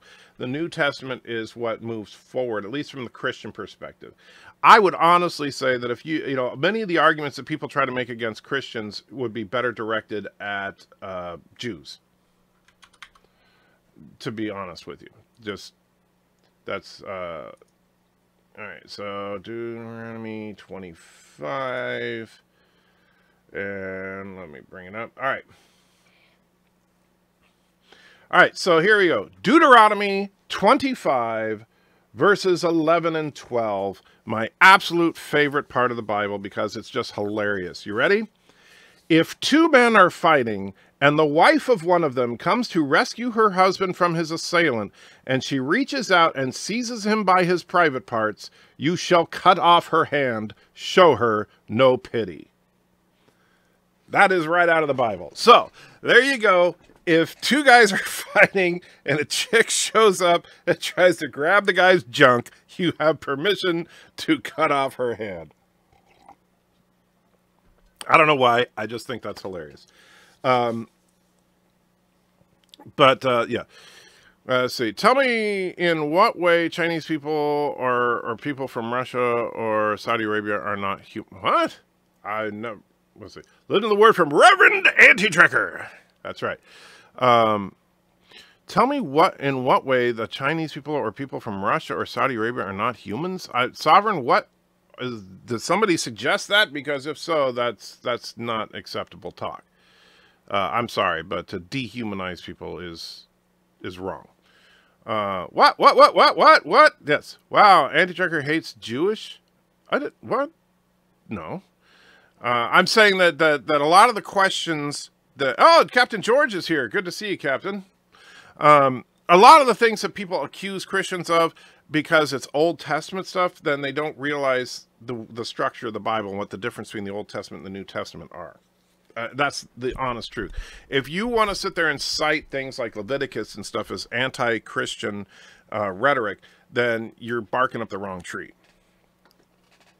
I'm a Jew and I'm offended. Well, that's all right, nitpicking. You can be offended. I'm just saying that I don't, and I'm not a Jew, so I don't know how to answer some of that stuff. That's what rabbis are for, right? But I leave it to them. I'm not going to speak for the Jewish people and all that because they have their beliefs that are different than mine. You basically blame the Jews for the Old Testament and say Christian. No. You're misunderstanding. The Old Testament is historical, right? And the Old Testament, there's many interesting things in the Old Testament that happen and go down that people like to pick at and try to pick apart. However, from a Christian perspective, if you read the New Testament, you will understand how it puts the Old Testament into context. It says, okay, that's how it was. Now this is how you're going to behave moving forward. And those are two radically different things. So that's the point. Just paying one of those rare visits. Well, Captain George, shame on you for being so rare. Are you watching both Twilight Zones episodes tonight? I don't know, Thomas. I did see that they're both available already, which pisses me off, and that's a whole other story. But the thing is that each of them is an hour long, so I'm probably not going to do a 6-hour live stream tonight. So probably going to do one or the other. Anti-Trekker, what do you think about PayPal or papal infallibility dogma? I have a problem with papal infallibility. I think that here's the funny thing about, and this is I'm not a Catholic, okay, even though my mom's side of the family was very Catholic. But so I don't completely understand all of Catholic doctrine. I will be completely honest about that. However, as far as papal infallibility, where it comes from is the idea that in the Bible, Christ told Luke that anything that you chain up on earth will be chained in heaven. Anything you loose on earth will be loose in heaven. Basically, he was giving him the keys, or not Luke, but Peter, giving him the keys to the kingdom and all that. So the Catholics took that as that Christ was basically handing his full authority over to the church, and that Peter was the first pope, and that the papal line has gone directly from Peter all the way up to our current pope. And that's been in this unbroken chain all the way back. And therefore, the Pope has the authority to speak for God at the same level as Scripture. And so, as such, you can take church tradition and church doctrine and what the Bible actually says at the same level. I have a problem with that. I genuinely have a problem with that. I do not believe for 1 minute that the word of man is equal to the word of God, period. And so that's actually the fundamental doctrine with the Catholic Church that I take serious issue with. So, to be fair, the original Twilight Zone was an hour long, so, well, yeah, but then they shouldn't release 2 episodes on the first day. That's annoying. And they actually released them before the first day, I think to avoid that April 1st date on there. Well, it's somebody's birthday on Wednesday. Well, happy birthday. Have to go. All right, Thomas, we'll see you later, my friend. So let's see. And I know Thomas is at a baseball game, so very cool. Catholics have built an amazing and beautiful tradition of architecture across Europe. I think all belief systems can agree with that. Oh yeah, the Catholic churches are gorgeous. Don't get me wrong. And you know, I have a big problem with that particular doctrine, but the churches themselves are incredible. Meanwhile, in an Italian Game of Thrones, assassinated popes and assassin popes. Okay. Jesus said he would not. He did not come to change the old laws. No, he came to fulfill them, and they were all fulfilled. And so there is a, you know, for example, if you owe a debtor $100 and somebody fulfills that debt, do you still owe the $100? No. Pope Francis is a joke, worst pope in a century. I don't know if I'd say that, but okay. Well, I understand Pope is only sort of transmitter of God words. Well, but you see, I disagree with that. That's the problem. The rabbis explain the strange or moral stuff in the Bible with all kinds of additions and interpretations, often inventing all new convoluted stories to try and justify the nasty stuff. Well, again, I'm not Jewish, so I'm not going to comment on that. I mean, I understand from a Christian perspective that the stuff that, you know, like the various things in the Old Testament, some of those rules were set up to preserve the Jewish people through a very barbaric and tough time. Other things were set up for whatever reason. God liked animal sacrifices. However, Christ became the final sacrifice, and that's why we don't sacrifice animals to this day. However, I don't know why Jews don't sacrifice animals to this day. Genuinely, I don't know. The Church of England and Scotland, the Queen speaks for God and is head of the church. Yeah, I have a problem with that too.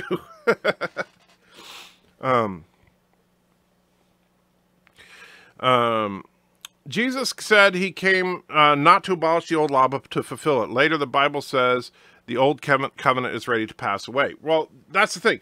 If the law is fulfilled, while it's not deleting the law from history, the law is fulfilled and therefore is no longer binding on the people. It is fulfilled. And that's what the new covenant is all about.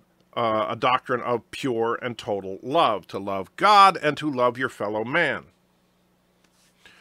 Captain Redneck, I wish you would avoid this kind of hateful statements directly criticizing the religious leader of millions of Americans. I am not Catholic. Okay.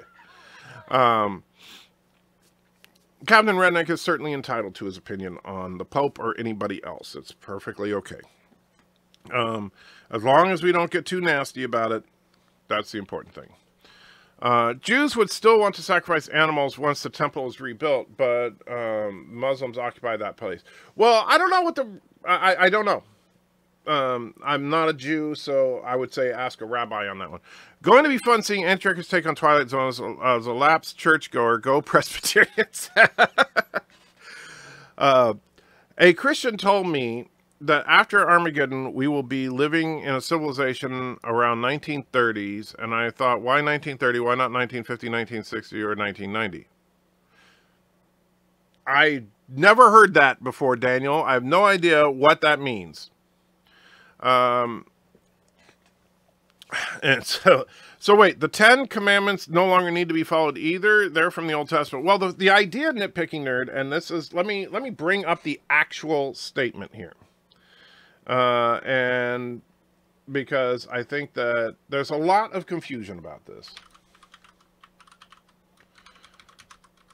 And it's not that the 10 commandments are necessarily no longer relevant, because they still make sense. But let me, where is it?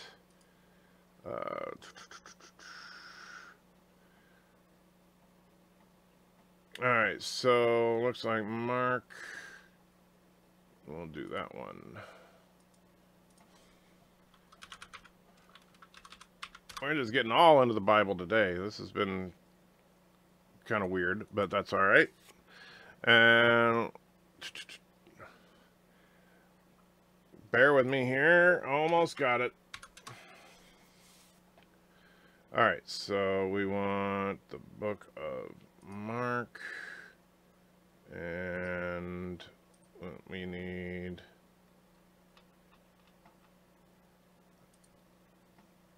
Mark 12. Almost there, almost there. Okay, and here we go. So this is from the book of Mark, and verses 28 through and 29. So what it says is, one of the teachers of the law came and heard them debating. Noticing that Jesus had given them a good answer, he asked them, of all the commandments, which is most important? The most important one, answered Jesus, is this: Hear, O Israel, that our God, that the Lord is one. Love your Lord love the Lord your God with all your heart and all your soul and all your mind, with all your strength. The second is this: love your neighbor as yourself. There is no commandment greater than these.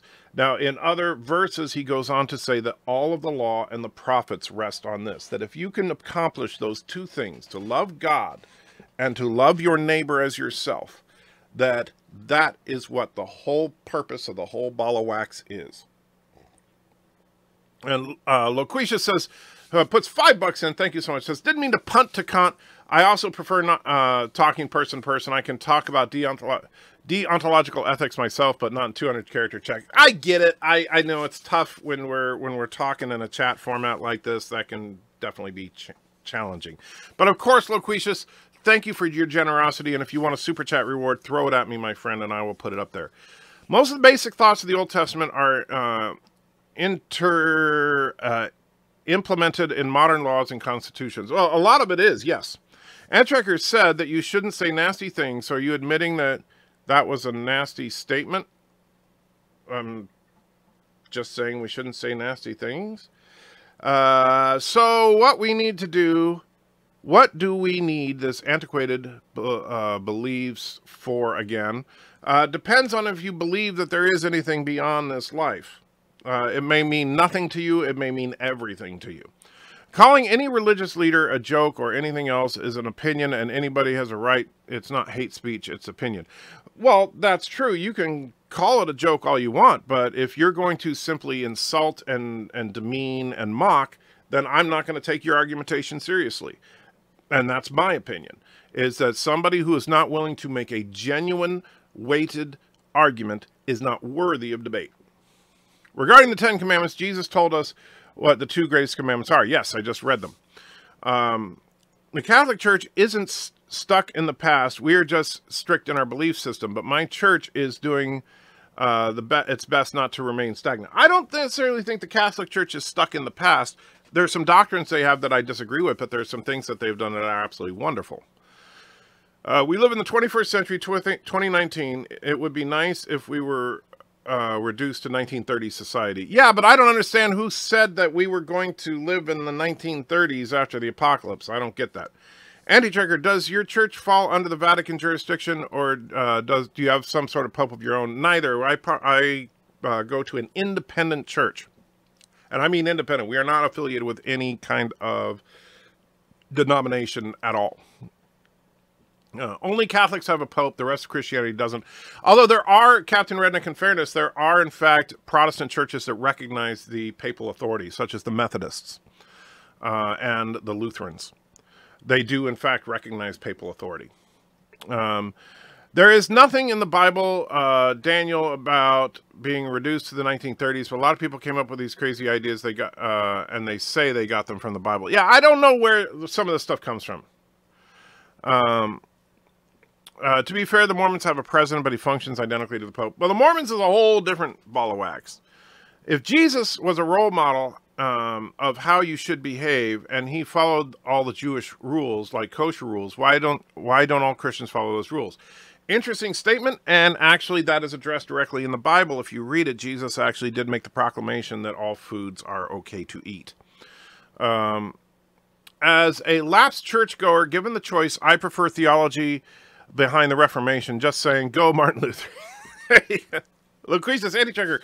Would you prefer if I write a short, few paragraph synopsis that is more reliable as opposed to going to long-winded sources? Actually, that would be interesting. If you want to send that to me via antitrucker.com, that would be awesome. And I'll be more than happy to read it and respond, because I haven't had a good debate about that stuff in a long time.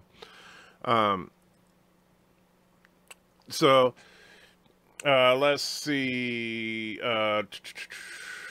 Daniel's, whoa, I just lost where I'm at. Okay, Daniel says, before the Great Flood, it is said that people lived for 1,000 years, and they were pretty big and intelligent.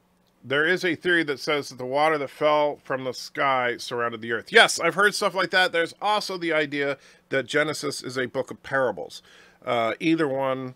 I tend to lean towards the idea that Genesis is mostly parabolic, but that's just my humble opinion. But yeah.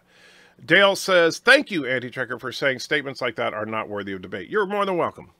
Captain Redneck says, Pope Francis argues that the walls are racist and xenophobic for America. Meanwhile, the Vatican exists behind a wall. That is kind of funny. It's very true. That's true, Matthew, but Mormons aren't Christian. Well, Mormons are, yeah, they're kind of an offshoot of Christianity. Mormons are to Christians what Muslims are to Christians in a very real sense. And that's something people don't understand. Muslims are really, in more ways than one, more or less an offshoot of Christianity. In the same way that Mormons are. They believe that there is an additional book, that book being the Quran in Islam, and the Book of Mormon for Mormons. And this additional book makes clear why the prior books, namely the Gospels, have been perverted. That's so Mormons and Muslims are virtually identical in that they believe that they are correcting the faults of the Bible. So let me try to get there's nothing in the Bible. Oh, I just, man, also my chat went crazy. All right. Confirm Brian to be in Star Trek Discovery Season 3. Don't think so. At my Catholic church, we have a contemporary mass where we play contemporary Christian music. We also built a new community center focused on activities such as basketball. That's cool. And the Catholic Church has done a lot of good in the world. I'm the first to admit that. Greek, Eastern, and Russian Orthodox is also a papal system, and it's not a joke. I wouldn't insult those people by saying so. You can disagree without dismissing entire faith so disrespectfully. Agreed, Dale. Agreed. Sovereign sent something that looks like about, was it, I'm not sure what that is. And of course my computer just went nuts, but hold on, I lost the chat. All right, let me bring it back.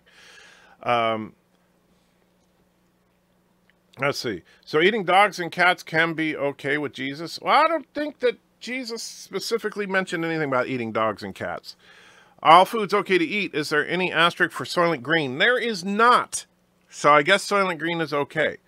The New Testament says you can eat anything if you do it in Thanksgiving. That is absolutely true.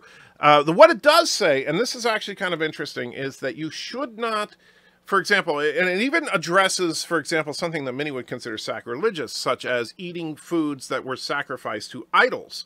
And it says it's perfectly okay to eat that food. However, you shouldn't eat it if you're with other people that would be offended by that you should not cause your brother to stumble. All right. So it's actually very interesting. And I was raised Jewish, not Orthodox, and I've studied with some Orthodox rabbis. The Old Testament stuff in Judaism is viewed through the lens of the Talmud, which is a collection of arguments. And that's the thing, but not being an expert on that, Loquitius, I couldn't, that's why I try not to speak on behalf of the Jewish faith, because I don't know the details of it. I'm not a rabbi. I don't claim to be an expert on it. So the water was surrounding the earth like a canopy, and it was shielding all the people at the time from cosmic radiation and beta and gamma rays that kill our cells, and that's why they live so long. I've heard that argumentation. Again, I know that it's interesting for sure, but don't know. Let's try a different topic. What do you think about the Göbekli tape and official history of human civilizations? I have no idea what you're talking about, Snowman Frost. Breaking my brain here. Would eating great apes be okay? No, but eating grape ape would be perfectly fine. Antrigger, I think we will find you dead soon. Mormons and Muslims are the same. It's nice. Well, you know what I mean. When I say that, I don't mean obviously the Mormons and the Muslims have very different beliefs, right? Muslims follow the teachings of Muhammad. Mormons, the teachings of Joseph Smith. And they are different teachings, but the idea is similar in that, and in fact, this is where, when I had an interesting debate with an imam, it was actually a lot of fun, but the Quran itself refers directly to the gospel as scripture, as being the word of God. They do acknowledge Christ being the Son of God, that Christ was indeed the Messiah.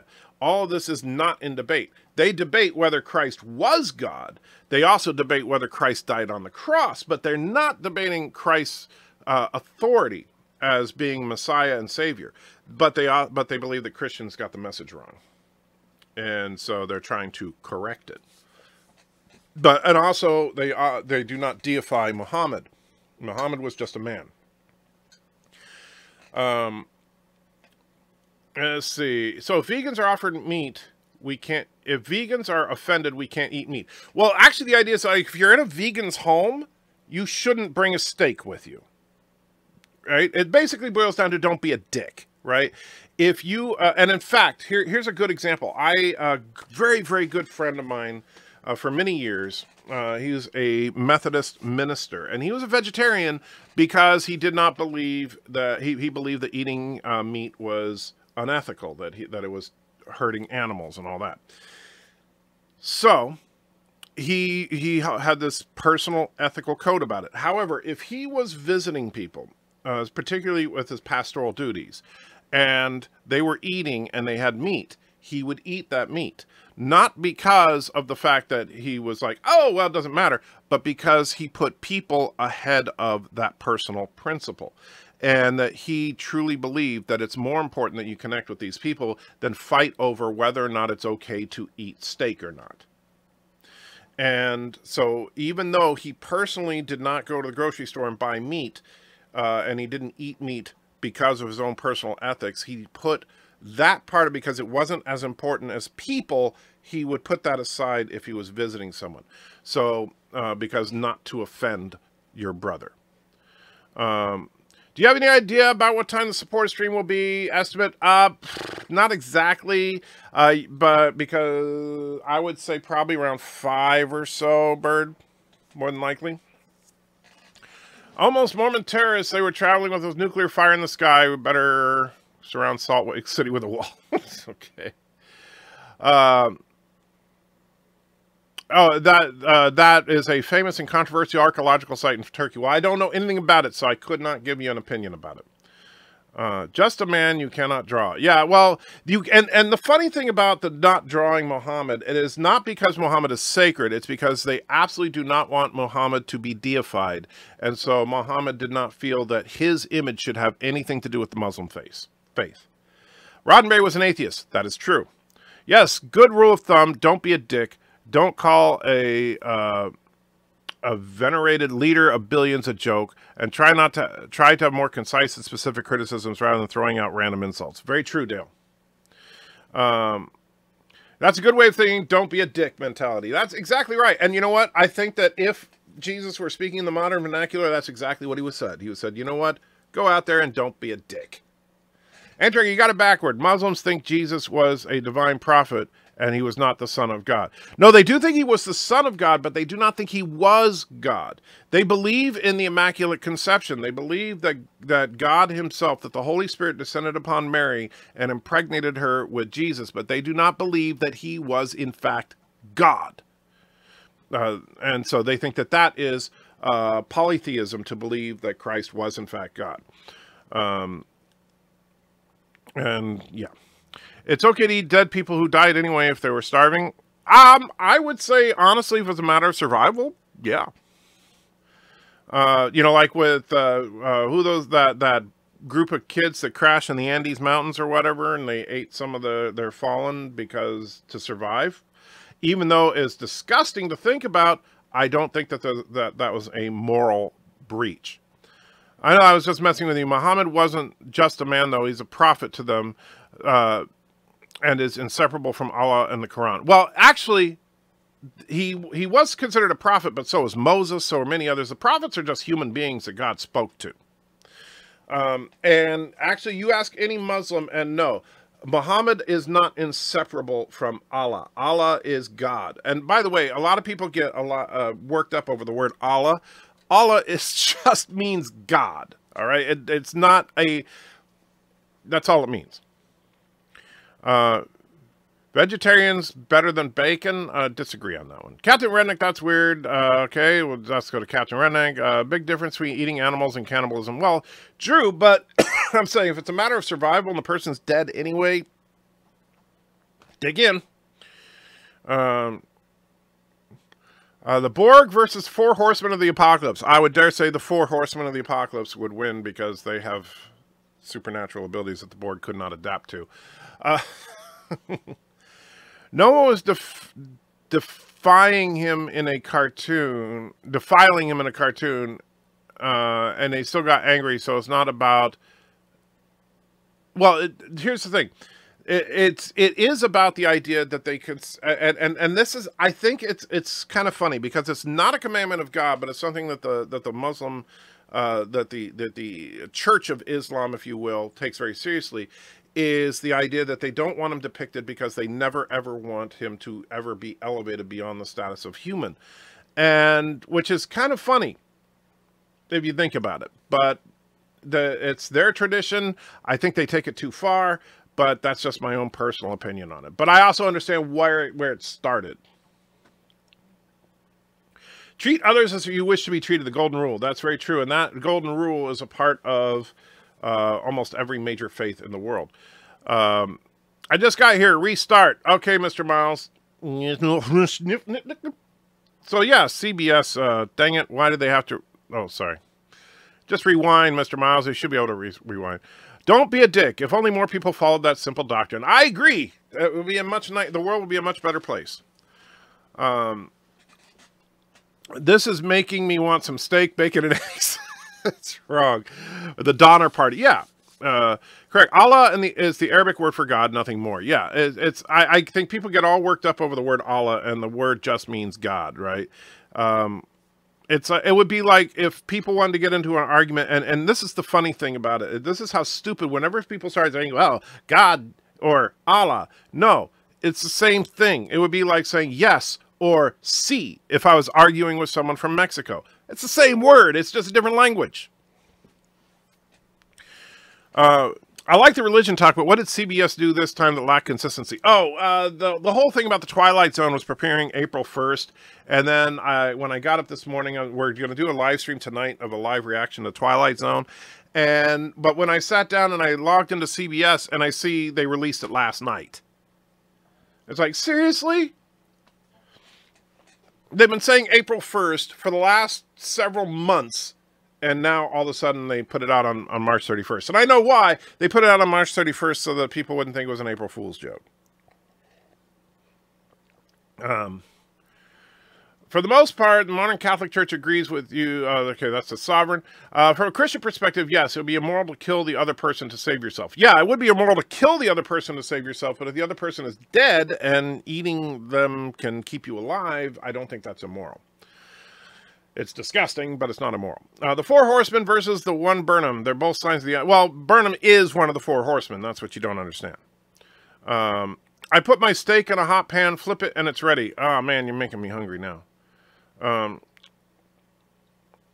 Answer, who wins? The Borg versus the Jedi. That's an interesting one. And it would depend on if you were talking about expanded universe and stuff. From Star Wars versus what we see in the films versus what we see in like the animated shows, because really the Jedi's powers in film have been remarkably limited compared to what you see in other sources of Star Wars. So it's really hard to grasp a fight between the Borg and the Jedi from, say, the novels and stuff like that. But if you were looking at the Jedi from the films, the Borg would win because there's just too many of them. Wait, so Muslims think Jesus is the Son of God? That might be the Sunni and Shia interpretation, get them mixed up. Well, I can't remember what it is. I had a talk with someone about the Sunni and Shia. It's not Shia, it's Sunni and oh gosh, whatever. The two main factions of Islam and what the heck they're fighting over.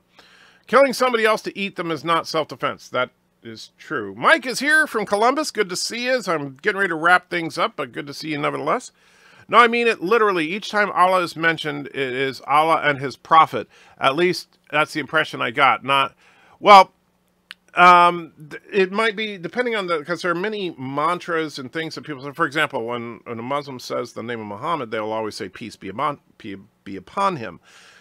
Just like, you know, the Catholics and the Lord be with you and in your spirit, even though that's so stupid that they changed that. But, you know, they're just things that they say over and over and over.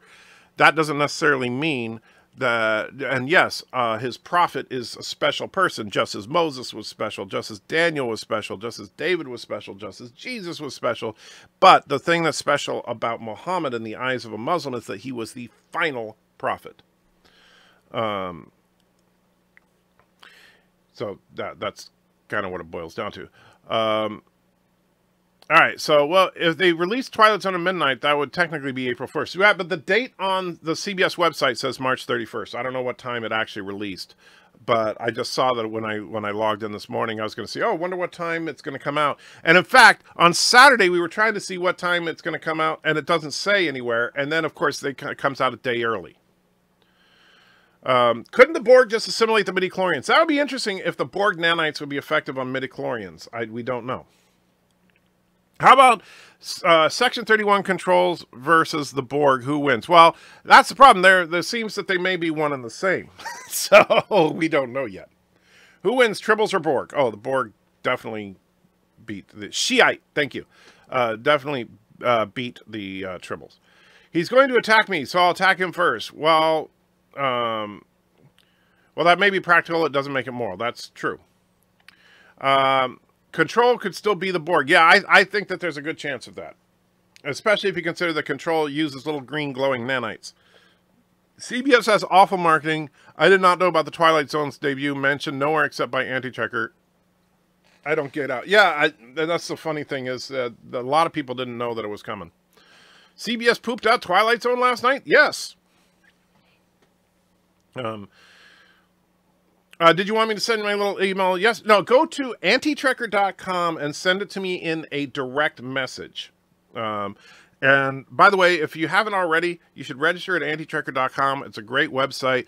Thanks so much to BIRDOPREY 5. He set it up now so that you can get notifications for my live streams, for my regular videos, and certified nerds. That is a new section on the website that I am so excited about. I'm going to show it to you guys right now because I think that this is just too cool. So if we bring up a web browser here, and let's see if I can make it so that I can see what I'm doing. So obviously we have Google up here right now. There, we'll do it right there. So you just go to www.antitrekker.com. And so this is obviously the Anti-Trekker community website. And what BIRDOPREY recently added is certified nerds right here. So if we go into certified nerds, you'll see a list of certified nerds. Now, currently that list is only 6 people. BIRDOPREY himself, Doomcock, Egotastic Funtime, Lore Reloaded, Mecha Random 42, and Nerdrotic. And if you go into any one of these and watch. So if I go into BIRDOPREY and then I click on watch, which I know you can't see because it's behind my chair. Okay, there we go. If I lean back, you can see watch right here. So we click on that, and then it says, do I want to get notifications for new threads? Yes. Do I want to get alerts? Yes. Do I want to get emails? No. And I click watch. Now, anytime BIRDOPREY puts up a new video or goes live, I will get a notification from antitrekker.com. And you can do that for all of the certified nerds there, Nerdrotic and Doomcock and Lore and all that. So as time goes on, we'll add more people to the certified list, but it's a way for for people to do that. And why am I not on the list? Because there's a separate thread on the forum just for my videos, and if you watch that, you'll get notifications for my stuff. So I'm not listed there, but I am listed on the website. And direct messages are separate from public threads. Yes. So what you would do, let me bring that back up here. So I'll show you. So again, this is on the on Anti-Tracker. Once you're registered, up here you'll see there's a little envelope in the corner, and you can start. So notice, like, I have a couple of conversations going here. I can start a new conversation, and then so you on the new conversation, who is it going to go to? Well, we'll start one for BIRDOPREY. So we select Bird of Prey 5, put that in there. What's the name of this conversation? Live test. And then I can type in, hey Bird, this is a test I am doing during a live stream. All right, so now you could type your essay in here or anything you want to cite, but if you put in, you know, obviously instead of Bird of Prey 5, you can send it to me or anybody else on antitracker.com. You click on Start Conversation, and now Bird of Prey will get an alert saying that I started a new conversation with him, and he can then reply if he wants or ignore it. Dr. Alex says, ooh, still going. Oh, you're back, Dr. Alex. I was done offending you, so you came back. Don't confuse certified nerd with certified turd. Not the same thing. That's very true. What about Trek Yards? You're right. We should have put Trek Yards in there. Thank you. I'm going to have a little chat with Bird about that. We need to put Trek Yards on there because basically the certified nerd section is going to be for, yeah, you know, people that I know are the real deal, as opposed to, you know, some of these more corporatized type YouTube channels and stuff. I want Tilly to be the first Borg Queen. You know what? Here's I could actually see this happening. Michael Burnham's mom will become the first Borg Queen, because that's how she'll finally defeat Control, is to merge with Control. That could actually be a thing. You have to make YouTube videos to be a certified nerd. Yeah, because there's no point in otherwise, Captain. The whole point of that is to get alerts for when those people post. Because what happens far too often is, and you guys know it, someone will start streaming and then you'll get the notification 3 hours later right after they finish streaming or something. And you're like, ah, I missed it. Doesn't the Bible say it's a shame for a man to have long hair? I'm trying to remember. I know the verse you're talking about, but no, I don't believe so. But I'd have to do some digging on that one. But it does say the women need to keep their hair covered in certain circumstances. But it's kind of, we're not doing a Bible study today. Maybe we'll have to start a Sunday morning Bible study with Anti-Tracker, starting with the cutting off men's private parts. What about Lore Reloaded? What about him? He's there. Or are you saying, why is he there? The Bible says you must not cut your hair. Actually, yeah, it says, well, the Bible specifically says you should not cut the sides of your beard. But yeah. Hey, check. With Leland having nanobots in his body, what will his future offspring have those nanobots? Oh, Leland is going to be Borg Patient 00. He's going to be the original Borg drone, I think. I get it, says Captain Redneck. Okay.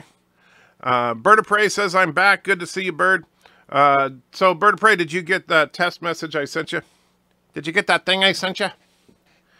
John is saying, yes, 1 Corinthians 11 says men should have short hair and women should have long hair. Okay.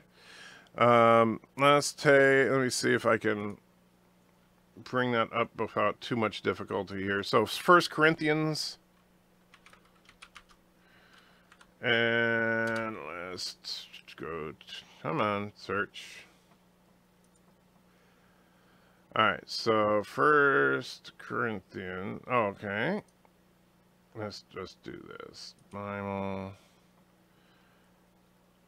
passage look up, Bible engagement, reading plan. Come on, where is, there we go. First Corinthians, and you said 1 Corinthians 11 is where it is, so we'll go there. Uncovering the head in worship. Let's see. When you realize the head of every man is Christ, and the head of every woman is man, the head of Christ is God. Every man who prays, prophesies, that honors his head, but every woman... See, I don't think it's... Let's see. Okay. It is the same as having her head shaved. For if a woman does not cover her head, she might as well have her hair cut off, and it's a disgrace for a woman to have her hair cut off, and she should not cover her head. A man ought not cover his head, since he is an image and glory of God, but a woman is the glory of man. But man did not come from woman, but woman from man. Neither was he created from woman, but woman from man. I'm trying to see if it says anything about men cutting their hair.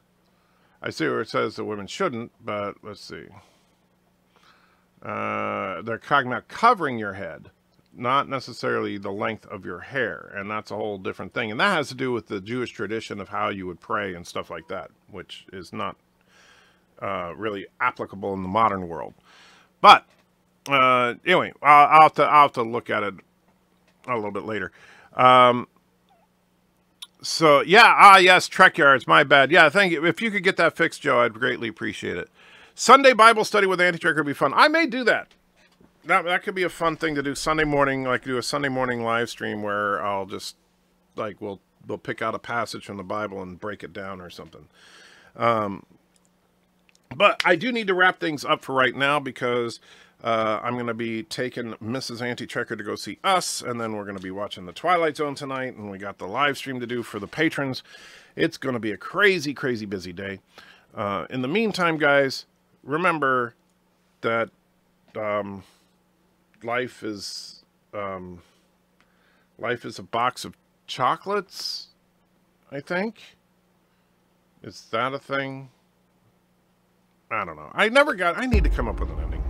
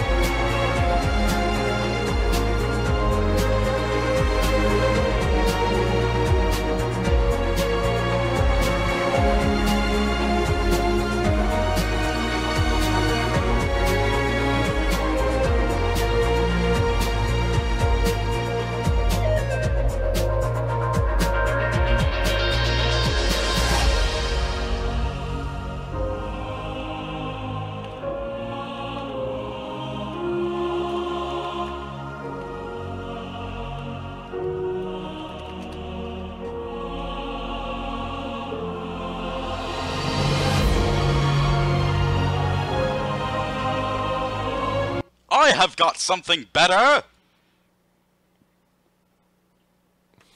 And the Bentox is in the house. Throws $10 into the chat. Well, $9.99 because he's on an Apple device. Says, love the new setup. If you need a new punching bag, let me know. I'll tell you, I have gotten some good use out of this bad boy. You can kind of see it's a little scratched up there from my punching and hitting and bashing it. This has been an extremely, extremely handy device. So thank you so much, Bentox. You say, no super chat video needed. No super chat video needed. Well, that's okay. We're going to wind up with, let's have a little dance party here, and we'll finish it up with that. Again, thank you guys. And for those of you that are available, we'll see you tonight when we're talking about the Twilight Zone. Picture yourself watching a live stream with a trekker, an anti-trekker, if you will.